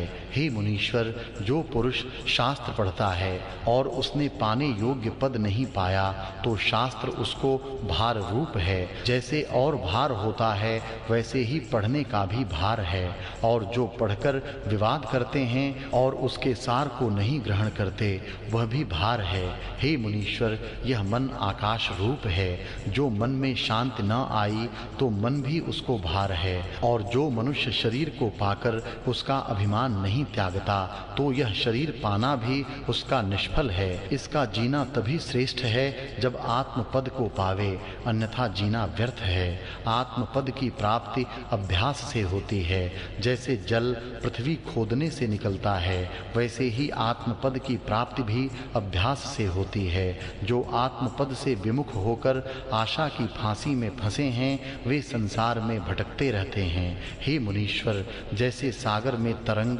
अनेक उत्पन्न होकर नष्ट हो जाते हैं, वैसे ही यह लक्ष्मी भी क्षणभंगुर है। इसको पाकर जो अभिमान करता है सो मूर्ख है। जैसे बिल्ली चूहे को पकड़ने के लिए पड़ी रहती है, वैसे ही लक्ष्मी उनको नरक में डालने के लिए घर में पड़ी रहती है। जैसे अंजलि में जल नहीं ठहरता, वैसे ही लक्ष्मी भी नहीं ठहरती। जैसे क्षणभंगुर लक्ष्मी और शरीर को पाकर जो भोग की तृष्णा करता है वह महामूर्ख है। वह मृत्यु के मुख में पड़ा हुआ जीने की आशा करता है। जैसे सर्प के मुख में मूर्ख मेढक पड़कर मच्छर खाने की इच्छा करता है, वैसे ही जो जीव मृत्यु के मुख में पड़ा हुआ भोग की वांछा करता है वह महामूर्ख है। जब युवा अवस्था नदी के प्रवाह की तरह चली जाती है, तब वृद्धावस्था आती है। उसमें महादुख प्रकट होते हैं और शरीर जर्जर हो जाता है और मरता है। निदान एक क्षण भी मृत्यु उसको नहीं बिसारती। जैसे कामी पुरुष को सुंदर स्त्री मिलती है तो उसके देखने का त्याग नहीं करता, वैसे ही मृत्यु मनुष्य को देखे बिना नहीं रहती। हे मुनीश्वर, मूर्ख पुरुष का जीना दुख के निमित्त है। जैसे वृद्ध मनुष्य का जीना दुख का कारण है, वैसे ही अज्ञानी का जीना दुख का कारण है। उसके बहुत जीने से मरना श्रेष्ठ है। जिस पुरुष ने मनुष्य शरीर पाकर आत्मपद पाने का यत्न नहीं किया, उसने अपना आप ही नाश किया और वह आत्महत्यारा है। हे मुनीश्वर, यह माया बहुत सुंदर भासती है पर अंत में नष्ट हो जाती है। जैसे काठ को भीतर से घुन खा जाता है और बाहर से बहुत सुंदर दिखता है, वैसे ही यह जीव बाहर से सुंदर दृष्टि आता है और भीतर से उसको तृष्णा खा जाती है। जो मनुष्य पदार्थ को सत्य और सुख रूप जानकर सुख के निमित्त आश्रय करता है वह सुखी नहीं होता। जैसे कोई नदी में सर्प को पकड़ के पार उतरना चाहे तो पार नहीं उतर सकता, मूर्खता से डूबेगा, वैसे ही जो संसार के पदार्थों को सुख रूप जानकर आश्रय करता है तो सुख नहीं पाता, संसार समुद्र में डूब जाता है। हे मुनीश्वर, यह संसार इंद्रधनुष की तरह है। जैसे इंद्रधनुष बहुत रंग का दृष्टि आता है और उससे कुछ अर्थ सिद्ध नहीं होता, वैसे ही यह संसार भ्रम मात्र है। इसमें सुख की इच्छा रखना व्यर्थ है। इस प्रकार जगत को मैंने असत रूप जानकर निर्वासनिक होने की इच्छा की है। इत श्री योग वासिष्ठे वैराग्य प्रकरणे संसार सुख निषेध वर्णन नाम 9वां सर्गः। श्री राम जी बोले, हे मुनीश्वर, अहंकार अज्ञान से उदय हुआ है। यह महादुष्ट है और यही परम शत्रु है। इसने मुझको दबा डाला है पर मिथ्या है और सब दुखों की खान है। जब तक अहंकार है तब तक पीड़ा की उत्पत्ति का अभाव कदाचित नहीं होता। हे मुनीश्वर, जो कुछ मैंने अहंकार से भजन और पुण्य किया, जो कुछ लिया दिया और जो कुछ किया वह सब व्यर्थ है। इससे परमार्थ की कुछ सिद्धि नहीं है। जैसे राख में आहुति धरी व्यर्थ हो जाती है, वैसे ही मैं इसे जानता हूँ। जितने दुख हैं उनका बीज अहंकार है। जब इसका नाश हो तब कल्याण हो। इससे आप उसकी निवृत्ति का उपाय कहिए। हे मुनीश्वर, जो वस्तु सत्य है इसके त्याग करने में दुख होता है और जो वस्तु नाशवान है और भ्रम से दिखती है उसके त्याग करने में आनंद है। शांति रूप चंद्रमा के आच्छादन करने को अहंकार रूपी राहु है। जब राहु चंद्रमा को ग्रहण करता है तब उसकी शीतलता और प्रकाश ढक जाता है। वैसे ही जब अहंकार बढ़ जाता है तब समता ढक जाती है। जब अहंकार रूपी मेघ गरज के वर्षता है तब तृष्णा रूपी कंटक मंजरी बढ़ जाती है और कभी नहीं घटती। जब अहंकार का नाश हो तब तृष्णा का अभाव हो। जैसे जब तक मेघ है तब तक बिजली है। जब विवेक रूपी पवन चले तब अहंकार रूपी मेघ का अभाव होकर तृष्णा रूपी बिजली नष्ट हो जाती है। और जैसे जब तक तेल और बाती है तब तक दीपक का प्रकाश है और जब तेल बाती का नाश होता है तब दीपक दीपक का प्रकाश भी नष्ट हो जाता है, वैसे ही जब अहंकार का नाश हो तब तृष्णा का भी नाश होता है। हे मुनीश्वर, परम दुख का कारण अहंकार है।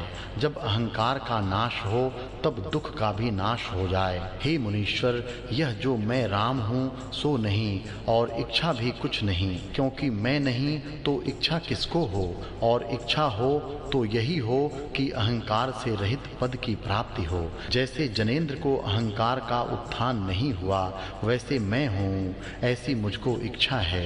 हे मुनीश्वर, जैसे कमल को बर्फ नष्ट करता है, वैसे ही अहंकार ज्ञान का नाश करता है। जैसे व्याध जाल में पक्षी को फंसाता है और उससे पक्षी दीन हो जाते हैं, वैसे ही अहंकार रूपी व्याध ने तृष्णा रूपी जाल डालकर जीवों को फंसाया है, उससे यह महादीन हो गए हैं। जैसे पक्षी अन्न के दाने सुख रूप जानकर चुगने आता है और चुगते चुगते जाल में फंस बंधन से दीन हो जाता है, वैसे ही यह जीव विषय भोग की इच्छा करने से तृष्णा रूपी जाल में फंसकर महादीन हो जाता है। इससे हे मुनीश्वर, मुझे यही उपाय कहिए जिससे अहंकार का नाश हो। जब अहंकार का नाश होगा तब मैं परम सुखी हूँगा। जैसे विंध्याचल पर्वत के आश्रय से उन्मत्त हस्ती गरजते हैं, वैसे ही अहंकार रूपी विंध्याचल पर्वत के आश्रय से मन रूपी उन्मत्त हस्ती नाना प्रकार के संकल्प विकल्प रूपी शब्द करता है। इससे आप वही उपाय कहिए जिससे अहंकार का नाश हो, जो कल्याण का मूल है। जैसे मेघ का नाश करने वाला शरत काल है, वैसे ही वैराग्य का नाश करने वाला अहंकार है। मोहादिक विकार रूप सर्पों के रहने का अहंकार रूपी बिल है, और वह कामी पुरुषों की भांति है। जैसे कामी पुरुष काम को भोगता है और फूल की माला गले में डालकर प्रसन्न होता है, वैसे ही तृष्णा रूपी तागा है और मन रूपी फूल हैं जो तृष्णा रूपी तागे के साथ गुहे हैं। जो अहंकार रूपी कामी पुरुष उनको गले में डालता है और प्रसन्न होता है। हे मुनीश्वर, आत्मा रूपी सूर्य है, उसका आवरण करने वाला मेघ रूपी अहंकार है। जब ज्ञान रूपी शरत काल आता है तब अहंकार रूपी मेघ का नाश हो जाता है और तृष्णा रूपी तुषार का भी नाश होता है। हे मुनीश्वर, यह निश्चय कर मैंने देखा है कि जहाँ अहंकार है वहाँ सब आपदाएं आकर प्राप्त होती हैं। जैसे समुद्र में सब नदी आकर प्राप्त होती हैं, वैसे ही अहंकार में सब आपदाओं की प्राप्ति होती है। इससे आप वही उपाय कहिए जिससे अहंकार का नाश हो।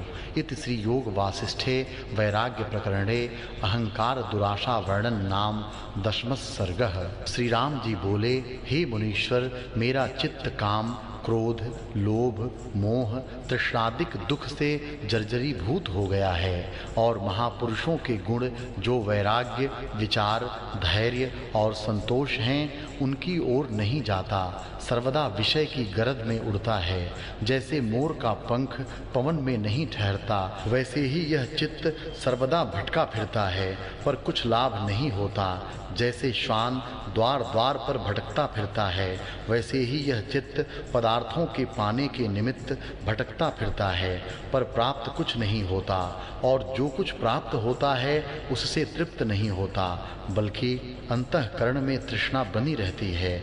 जैसे पिटारे में जल भरिए तो वह पूर्ण नहीं होता, क्योंकि छिद्रों से जल निकल जाता है और पिटारा शून्य का शून्य रहता है, वैसे ही चित्त भोग और पदार्थों से संतुष्ट नहीं होता, सदा तृष्णा ही रहती है। हे मुनीश्वर, यह चित्त रूपी महामोह का समुद्र है, उसमें तृष्णा रूपी तरंगें उठती ही रहती हैं, कभी स्थिर नहीं होती। जैसे समुद्र में तीक्ष्ण तरंगों से तट के वृक्ष बह जाते हैं, वैसे ही चित्त रूपी समुद्र में विषयी बह जाते हैं। वासना रूपी तरंग के वेग से मेरा अचल स्वभाव चलायमान हो गया है, इसलिए इस चित्त से मैं महादीन हुआ हूँ। जैसे जाल में पड़ा हुआ पक्षी दीन हो जाता है, वैसे ही चित्त रूपी धीवर के वासना रूपी जाल में बंधा हुआ मैं दीन हो गया हूँ। जैसे मृग के समूह से भूली मृगी अकेली खेदवान होती है, वैसे ही मैं आत्मपद से भूला हुआ खेदवान हुआ हूँ। हे मुनीश्वर, यह चित्त सदा क्षोभवान रहता है, कभी स्थिर नहीं होता। जैसे क्षीर समुद्र मंदराचल से क्षोभवान हुआ था, वैसे ही यह चित्त संकल्प विकल्प से खेद पाता है। जैसे पिंजरे में आया सिंह पिंजरे ही में फिरता है, वैसे ही वासना में आया चित्त स्थिर नहीं होता। हे मुनीश्वर, जैसे भारी पवन से सूखा तृण दूर से दूर जा पड़ता है, वैसे ही इस चित्त रूपी पवन ने मुझको आत्मानंद से दूर फेंका है। जैसे सूखे तृण को अग्नि जलाती है, वैसे ही मुझको चित्त जलाता है। जैसे अग्नि से धूम निकलता है, वैसे ही चित्त रूपी अग्नि से तृष्णा रूपी धूम निकलता है। उससे मैं परम दुख पाता हूँ। यह चित्त हंस नहीं बनता। जैसे राजहंस मिले हुए दूध और जल को भिन्न भिन्न करता है, उसकी भांति मैं अनात्मा से अज्ञान के कारण एक हो गया हूँ, उसको भिन्न नहीं कर सकता। और जब आत्मपद पाने का यत्न करता हूँ, तब अज्ञान उसे प्राप्त नहीं करने देता। जैसे नदी का प्रवाह समुद्र में जाता है, उसको पहाड़ सीधे नहीं चलने देता और समुद्र की ओर नहीं जाने देता, वैसे ही मुझको चित्त आत्मा की ओर से रोकता है। वह परम शत्रु है। हे मुनीश्वर, वही उपाय कहिए जिससे चित्त रूपी शत्रु का नाश हो। जैसे मृतक शरीर को श्वान खाते हैं, वैसे ही तृष्णा मुझे खा रही है। आत्मा के ज्ञान बिना मैं मृतक समान हूँ। जैसे बालक अपनी परछाई को वैताल मानकर भय पाता है और जब विचार करने में समर्थ होता है तब वैताल का भय नहीं होता, वैसे ही चित्त रूपी वैताल ने मेरा स्पर्श किया है, उससे मैं भय पाता हूँ। इससे आप ही उपाय कहिए जिससे चित्त रूपी वैताल नष्ट हो जावे। हे मुनीश्वर, अज्ञान से मिथ्या वैताल चित्त में दृढ़ हो रहा है, उसके नाश करने को मैं समर्थ नहीं हो सकता।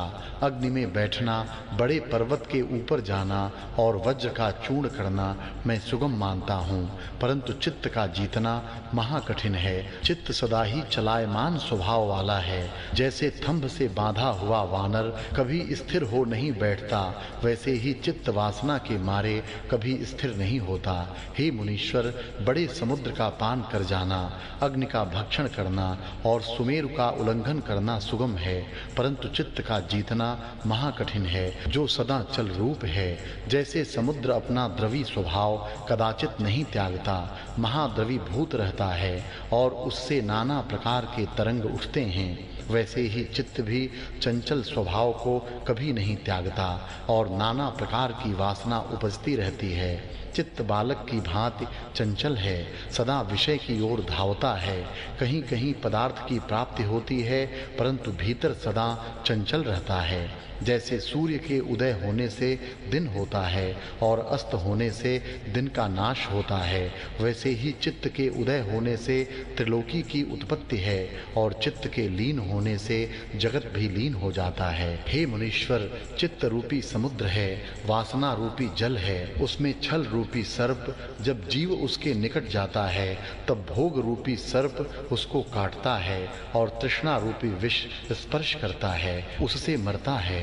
हे मुनीश्वर, भोग को सुख रूप जानकर चित्त दौड़ता है, पर वह भोग दुख का कारण है। जैसे तृण से आच्छादित खाई को देखकर मूर्ख मृग खाने दौड़ता है तो खाई में गिरकर दुख पाता है, वैसे ही चित्त रूपी मृग भोग को सुख रूप जानकर भोगने लगता है, तब तृष्णा रूपी खाई में गिर पड़ता है और जन्म जन्मांतर में दुख भोगता रहता है। हे मुनीश्वर, यह चित्त कभी कभी बड़ा गंभीर भी हो बैठता है। जैसे चील पक्षी आकाश में ऊंचे फिरता है, पर जब पृथ्वी पर मांस देखता है तो वहां से पृथ्वी पर आकर मांस लेता है, वैसे ही यह चित्त तब तक उदार है जब तक भोग नहीं देखता, और जब विषय देखता है तब आसक्त हो विषय में गिर जाता है। यह चित्त वासना रूपी शैया में सोया रहता है और आत्मपद की ओर नहीं जागता। मैं इस चित्त के जाल में पड़ गया हूँ।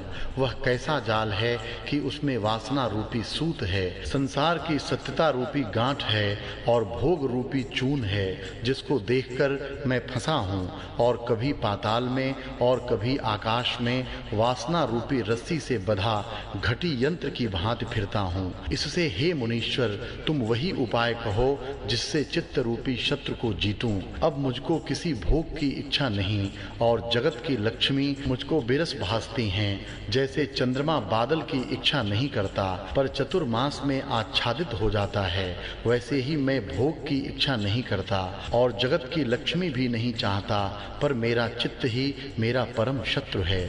महापुरुष जब इसको जीतने का यत्न करते हैं तब परम पद पाते हैं। इससे मुझे वही उपाय कहो जिससे मन को जीतूं। जैसे पर्वत पर के वन पर्वत के आश्रय से रहते हैं, वैसे ही सब दुख इसके आश्रय से रहते हैं। इति श्री योग वासिष्ठे वैराग्य प्रकरणे चित्त दौरात्म्य वर्णन नाम मयिकादश सर्गः। श्री राम जी बोले कि हे ब्राह्मण, चेतन रूपी आकाश में तृष्णा रूपी रात्रि आई है और उसमें काम, क्रोध, लोभ, मोहादिक उल्लू विचरते हैं। जब ज्ञान रूपी सूर्य उदय हो तब तृष्णा रूपी रात्रि का अभाव हो जावे और जब रात्रि नष्ट हो तब मोहादिक उलूक भी नष्ट हों। जैसे जब सूर्य उदय होता है तब बर्फ उष्ण हो पिघल जाती है, वैसे ही संतोष रूपी रस को तृष्णा रूपी उष्णता पिघला देती है। आत्मपद से शून्य चित्त भयानक वन है, उसमें तृष्णा रूपी पिशाचिनी मोहादिक परिवार को अपने साथ लिए फिरती रहती है और प्रसन्न होती है। हे मुनीश्वर, चित्त रूपी पर्वत है, उसके आश्रय तृष्णा रूपी नदी का प्रवाह चलता है और नाना प्रकार के संकल्प रूपी तरंग को फैलाता है। जैसे मेघ को देखकर मोर प्रसन्न होता है, वैसे ही तृष्णा रूपी मोर भोग रूपी मेघ को देखकर प्रसन्न होता है। इससे सब दुखों का मूल तृष्णा है। जब मैं किसी संतोषादि गुण का आश्रय करता हूँ तब तृष्णा उसको नष्ट कर देती है। जैसे सुंदर सारंगी को चूहा काट डालता है, वैसे ही संतोषादि गुणों को तृष्णा नष्ट करती है। हे मुनीश्वर, सबसे उत्कृष्ट पद में विराजने का मैं यत्न करता हूँ, पर तृष्णा मुझे विराजने नहीं देती। जैसे जाल में फंसा हुआ पक्षी आकाश में उड़ने का यत्न करता है परंतु उड़ नहीं सकता, वैसे ही अनात्मा से आत्मपद को प्राप्त नहीं हो सकता। स्त्री, पुरुष, पुत्र और कुटुंब का उसने जाल बिछाया है, उसमें फंसा हूँ, निकल नहीं सकता और आशा रूपी फांसी में बंधा हुआ कभी ऊर्ध्व को जाता हूँ, कभी अधः पात होता है। घटी यंत्र की भांति मेरी गति है। जैसे इंद्र का धनुष मलिन मेघ में बड़ा और बहुत रंगों से भरा होता है परंतु मध्य में शून्य है, वैसे तृष्णा मलिन अंतःकरण में होती है, सो बढ़ी हुई है और सद्गुणों से रहित है। यह ऊपर से देखने मात्र में ही सुंदर है परंतु इसमें कुछ कार्य नहीं सिद्ध होता। हे मुनीश्वर, तृष्णा रूपी मेघ है, उससे दुख रूपी बूंदें निकलती हैं और तृष्णा रूपी काली नागिन है, उसका स्पर्श तो कोमल है परंतु विष से पूर्ण है, उसके डसने से मृतक हो जाता है। तृष्णा रूपी बादल है, सो आत्मा रूपी सूर्य के आगे आवरण करता है। जब ज्ञान रूपी पवन चले तब तृष्णा रूपी बादल का नाश होकर आत्मपद का साक्षात्कार हो।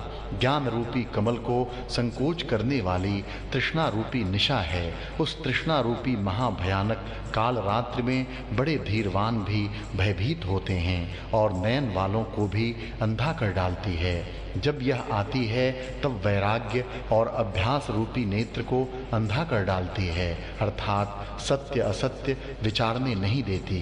हे मुनीश्वर, तृष्णा रूपी डाकिनी है, वह संतोषादिक गुणों को मार डालती है। तृष्णा रूपी कंदरा है, उसमें मोह रूपी उन्मत्त हाथी गरजते हैं। तृष्णा रूपी समुद्र है, उसमें आपदा रूपी नदी आकर प्रवेश करती है। इससे वही उपाय मुझसे कहिए जिससे तृष्णा रूपी दुख से छूटूं। हे मुनीश्वर, अग्नि और खंग के प्रहार और इंद्र के वज्र से भी ऐसा दुख नहीं होता जैसा दुख तृष्णा से हो। सो तृष्णा के प्रहार से घायल हुआ मैं बड़े दुख को पाता हूँ और तृष्णा रूपी दीपक जलता है, उसमें संतोषादिक पतंग जल जाते हैं। जैसे जल में मछली रहती है, सो जल में कंकड़ रेत आदि को देख मांस जानकर मुख में लेती है, उससे उसका कुछ अर्थ सिद्ध नहीं होता। वैसे ही तृष्णा भी जो कुछ पदार्थ देखती है उसके पास उड़ती है और तृप्त किसी से नहीं होती। तृष्णा रूपी एक पक्षिणी है जो इधर उधर उड़ जाती है और स्थिर कभी नहीं होती। तृष्णा रूपी वानर है, वह कभी किसी वृक्ष पर और कभी किसी के ऊपर जाता है, स्थिर कहीं नहीं होता। जो पदार्थ नहीं प्राप्त होता उसके निमित्त यत्न करता है और भोग से तृप्त कदाचित नहीं होता। जैसे घृत की आहुति से अग्नि तृप्त नहीं होती, वैसे ही जो पदार्थ प्राप्त योग्य नहीं है उसकी ओर भी तृष्णा दौड़ती है, शांति नहीं पाती। हे मुनीश्वर, तृष्णा रूपी उन्मत्त नदी है, वह बहे हुए पुरुष को कहां से कहां ले जाती है। कभी तो पहाड़ के बाजू में ले जाती है और कभी दिशा में ले जाती है। तृष्णा रूपी नदी है, उसमें वासना रूपी अनेक तरंग उठते हैं, कदाचित मिटते नहीं। तृष्णा रूपी नटनी है और जगत रूपी अखाड़ा उसने लगाया है, उसको सिर ऊंचा कर देखती और मूर्ख बड़े प्रसन्न होते हैं। जैसे सूर्य के उदय होने से सूर्यमुखी कमल खिलकर ऊंचा होता है, वैसे ही मूर्ख भी तृष्णा को देखकर प्रसन्न होता है। तृष्णा रूपी वृद्ध स्त्री है, जो पुरुष इसका त्याग करता है तो उसके पीछे लगी फिरती है, कभी उसका त्याग नहीं करती।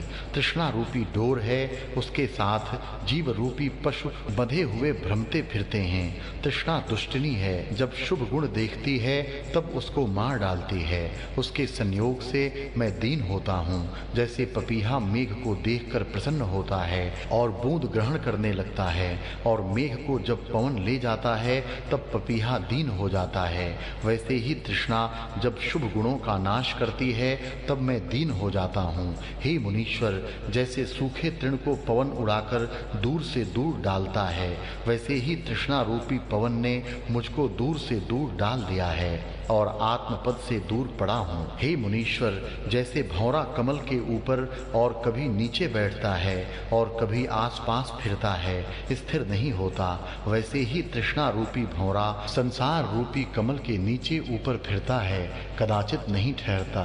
जैसे मोती के बांस से अनेक मोती निकलते हैं, वैसे ही तृष्णा रूपी बांस से जगत रूपी अनेक मोती निकलते हैं, उससे लोभी का मन पूर्ण नहीं होता। तृष्णा रूपी डब्बे में अनेक दुख रूपी रत्न भरे हैं, इससे आप वही उपाय कहिए जिससे तृष्णा निवृत्त हो। हे मुनीश्वर, यह वैराग्य से निवृत्त होती है और किसी उपाय से नहीं निवृत्त होती। जैसे अंधकार का प्रकाश से नाश होता है और किसी उपाय से नहीं होता, वैसे ही तृष्णा का नाश और उपाय से नहीं होता। तृष्णा रूपी हल गुण रूपी पृथ्वी को खोद डालता है और तृष्णा रूपी बेल गुण रूपी रस को पीती है। तृष्णा रूपी धूल है, वह अंतःकरण रूपी जल में उछल के मलिन करती है। हे मुनीश्वर, जैसे वर्षा काल में नदी बढ़ती है और फिर घट जाती है, वैसे ही जब इष्ट भोग रूपी जल प्राप्त होता है तब हर्ष से बढ़ती है, और जब वह जल घट जाता है तब सूख के क्षीण हो जाती है। हे मुनीश्वर, इस तृष्णा ने मुझको दीन किया है। जैसे सूखे तृण को पवन उड़ा ले जाता है, वैसे ही मुझको भी तृष्णा उड़ाती है। इससे आप वही उपाय कहिए जिससे तृष्णा का नाश होकर आत्मपद की प्राप्ति हो और दुखों का नाश होकर आनंद हो। इत श्री योग वासिष्ठे वैराग्य प्रकरणे तृष्णा गारुणी वर्णन नाम 12 सर्गः। श्री राम जी बोले, हे मुनीश्वर, यह अमंगल रूप शरीर जो जगत में उत्पन्न हुआ है बड़ा अभाग्य रूप है और सदा विकारवान मांस मज्जा से पूर्ण और अपवित्र है। इससे कुछ अर्थ सिद्ध नहीं होता, इसलिए इस विकार रूप शरीर की मैं इच्छा नहीं रखता। यह शरीर न अज्ञ है और न तज्ञ है, अर्थात न जड़ है और न चैतन्य है। जैसे अग्नि के संयोग से लोहा अग्निवत होता है, सो जलाता भी है परंतु आप नहीं जलता, वैसे ही यह देह न जड़ है न चैतन्य है। जड़ इस कारण नहीं है कि इससे कार्य भी होता है, और चैतन्य इस कारण नहीं है कि इसको आपसे कुछ ज्ञान नहीं होता। इसलिए इसलिए मध्यम भाव में है, लेकिन चैतन्य आत्मा इसमें व्याप रहा है। पर आप तो अपवित्र रूप अस्थि, मांस, रुधिर, मूत्र और विष्ठा से पूर्ण और विकारवान है। ऐसी देह दुख का स्थान है। इष्ट के पाने से हर्षवान और अनिष्ट के पाने से शोकवान होती है। इससे ऐसे शरीर की मुझको इच्छा नहीं, यह अज्ञान से उपजती है। हे मुनीश्वर, ऐसे अमंगल रूपी शरीर में ही अहंपन फुरता है, सो दुख का कारण है। यह संसार में स्थित होकर नाना प्रकार के शब्द करता है।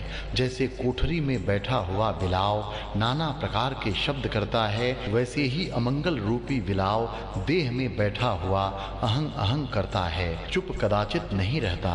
हे मुनीश्वर, जो किसी के निमित्त शब्द हो वही सुंदर है, अन्यथा सब शब्द व्यर्थ है। जैसे जय के निमित्त ढोल का शब्द सुंदर होता है, वैसे ही अहंकार से रहित जो पद है वही शोभनीय है और सब व्यर्थ है। शरीर रूपी नौका भोग रूपी रेत में पड़ी है, इसलिए इसका पार होना कठिन है। जब वैराग्य रूपी जल बढ़े और प्रवाह हो और अभ्यास रूपी पतवार का बल लगे, तब संसार के पार रूपी किनारे पर पहुँचे। शरीर रूपी बेड़ा है जो संसार रूपी समुद्र और तृष्णा रूपी जल में पड़ा है, जिसका बड़ा प्रवाह है और भोग रूपी उसमें मगर हैं। सो शरीर रूपी बेड़े को पार नहीं लगने देते। जब शरीर रूपी बेड़े को वैराग्य रूपी वायु और अभ्यास रूपी पतवार का बल लगे, तब शरीर रूपी बेड़ा पार हो। हे मुनीश्वर, जिस पुरुष ने उपाय करके ऐसे बेड़े को संसार समुद्र से पार किया है, वही सुखी हुआ है, और जिसने नहीं किया वह परम आपदा को प्राप्त होता है। वह उस बेड़े से उल्टा डूबेगा, क्योंकि उस शरीर रूपी बेड़े का तृष्णा रूपी छिद्र है, उससे संसार समुद्र में डूब जाता है और भोग रूपी मगर इसको खा लेता है। यही आश्चर्य है कि देह अपना आप नहीं और मनुष्य मूर्खता करके आपको देह मानता है और तृष्णा रूपी छिद्र करके दुख पाता है। शरीर रूपी वृक्ष है, उसमें भुजा रूपी शाखा, उंगली पत्र, जंघा स्तंभ, मांस रूपी अंदर की भोग वासना उसकी जड़ और सुख दुख इसके फल हैं। तृष्णा रूपी घुन उस शरीर रूपी वृक्ष को खाता रहता है। जब उसमें श्वेत फूल लगे तो नाश का समय आता है, अर्थात मृत्यु के निकटवर्ती होता है। शरीर रूपी वृक्ष की भुजा रूपी शाखा है और हाथ पांव पत्र हैं, टखने इसके गुच्छे और दांत फूल हैं, जंघा स्तंभ है और कर्म जल से बढ़ जाता है। जैसे वृक्ष से जल चिकटा निकलता है, वैसे ही जल शरीर के द्वारा निकलता रहता है। इसमें तृष्णा रूपी विष से पूर्ण सर्पिणी रहती है, जो कामना के लिए इस वृक्ष का आश्रय लेता है तो तृष्णा रूपी सर्पिणी उसको डसती है और उस विष से वह मर जाता है। हे मुनीश्वर, ऐसे अमंगल रूपी शरीर वृक्ष की इच्छा मुझको नहीं है, यह परम दुख का कारण है। जब यह पुरुष अपने परिवार अर्थात देह, इंद्रियां, प्राण, मन, बुद्धि और इनमें जो अहं भाव है इसका त्याग करे तब मुक्ति हो, अन्यथा मुक्ति नहीं होती। हे मुनीश्वर, जो श्रेष्ठ पुरुष हैं वे पवित्र स्थान में ही रहते हैं, अपवित्र में नहीं रहते। यह अपवित्र स्थान यह देह है और इसमें रहने वाला भी अपवित्र है। आस्था रूपी इस घर में ईंटें हैं, रुधिर, मूत्र और विष्ठा का गारा लगा है और मांस की कहगिल भी है। अहंकार रूपी इसमें स्वपच रहता है। तृष्णा रूपी स्वपचनी उसकी स्त्री और काम, क्रोध, मोह और लोभ इसके पुत्र हैं और आंतों और विष्ठादि से भरा हुआ है। ऐसे अपवित्र स्थान अमंगल रूपी शरीर को मैं अहंकार नहीं करता। यह शरीर रहे चाहे न रहे, इसके साथ अब मुझे कुछ प्रयोजन नहीं। हे मुनीश्वर, शरीर रूपी बड़ा गृह है और उसमें इंद्रिय रूपी पशु है। जब कोई उस गृह में बैठता है तब बड़ी आपदा को प्राप्त होता है। तात्पर्य यह कि जो इससे अहं भाव करता है तो इंद्रिय रूपी पशु विषय रूपी सींगों को मारते हैं और तृष्णा रूपी धूल उसको मलिन करती है। हे मुनीश्वर, ऐसे शरीर को मैं अंगीकार नहीं करता जिसमें सदा कलह रहती है और ज्ञान रूपी संपदा प्रवेश नहीं होती। शरीर रूपी गृह में तृष्णा रूपी चंडी स्त्री रहती है और इंद्रिय रूपी द्वार से देखती रहती और सदा कल्पना कामना करती रहती है, उससे शम दमादि रूप संपदा का प्रवेश नहीं होता। उस घर में एक सुषुप्त रूप शैया है, जब उसके ऊपर वह विश्राम करता है तब वह सुख पाता है, परंतु तृष्णा का परिवार अर्थात काम क्रोधादिक विश्राम नहीं करने देते। हे मुनीश्वर, ऐसे दुख के मूल शरीर रूपी गृह की इच्छा मैंने त्याग दी है।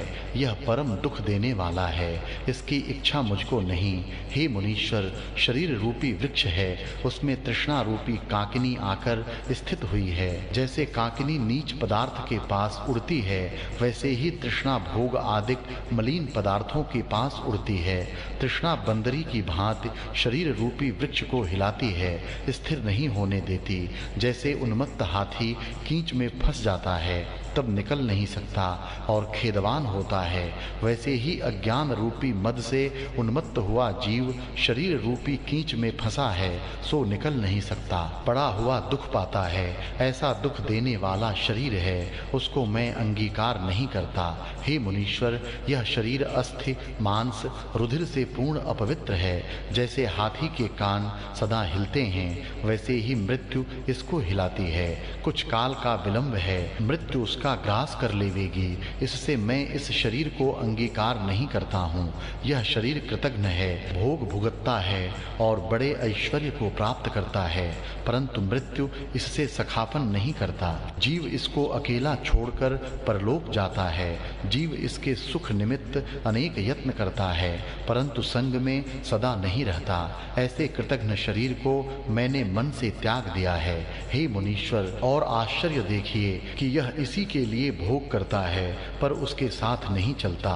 जैसे धूल से मार्ग नहीं भासता, वैसे ही यह जीव जब चलने लगता है तब शरीर से क्षोभवान होता और वासना रूपी धूल संयुक्त चलता है, परंतु दिखता नहीं कि कहाँ गया।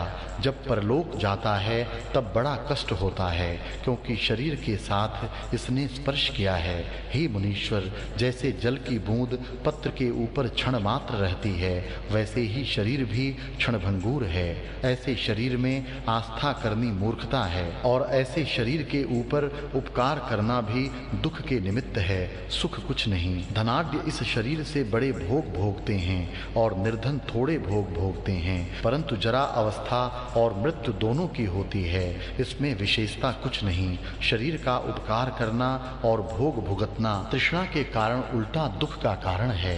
जैसे कोई नागिन को घर में रखकर दूध पिलावे तो अंत में वह उसे काट कर मारेगी, वैसे ही जिस जीव ने तृष्णा रूपी नागिन के साथ मित्रता की है वह मरेगा, क्योंकि नाशवंत है। इसके निमित्त भोग भुगतने का यत्न करना मूर्खता है। जैसे पवन का वेग आता और जाता है, वैसे ही यह शरीर भी आता और जाता है, इससे प्रीति करना दुख का कारण है। जैसे कोई विरला मृग मरुस्थल की आस्था त्यागता है और सब पड़े भ्रमते हैं, वैसे ही सब जीव इसकी आस्था में बंधे हुए हैं। इसका त्याग कोई विरले ही ने किया है। हे मुनीश्वर, बिजली और दीपक का प्रकाश भी आता जाता दिखता है, परंतु इस शरीर का आदि अंत नहीं दिखता कि कहाँ से आता है और कहाँ जाता है। जैसे समुद्र में बुदबुदे उपजते और मिट जाते हैं, उसकी आस्था करने से कुछ लाभ नहीं, वैसे ही यह शरीर इसकी आस्था करना योग्य नहीं।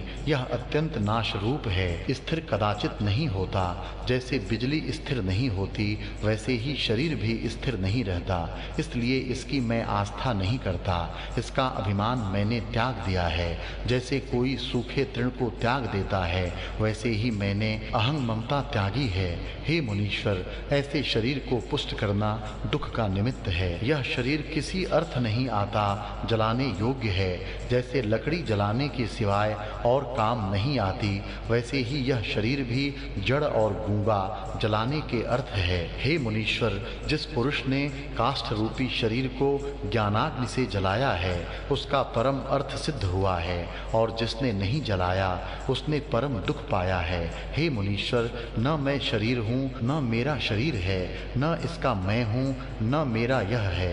अब मुझको कामना कोई नहीं, मैं निराशी पुरुष हूँ और शरीर से मुझको कुछ प्रयोजन नहीं। इसलिए आप वही उपाय कहिए करके जिससे मैं परम पद पाऊं। हे मुनीश्वर, जिस पुरुष ने शरीर का अभिमान त्यागा है वह परमानंद रूप है, और जिसको देह का अभिमान है वह परम दुखी है। जितने दुख हैं वे शरीर के संयोग से होते हैं। मान अपमान, जरा मृत्यु, दंभ भ्रांति, मोह शोक आदि सर्व विकार देह के संयोग से होते हैं। जिसको देह में अभिमान है उनको धिक्कार है, और सब आपदा भी उन्हीं को प्राप्त होती है। जैसे समुद्र में नदी प्रवेश करती है वैसे ही देहाभिमान में सर्व आपदा प्रवेश करती है।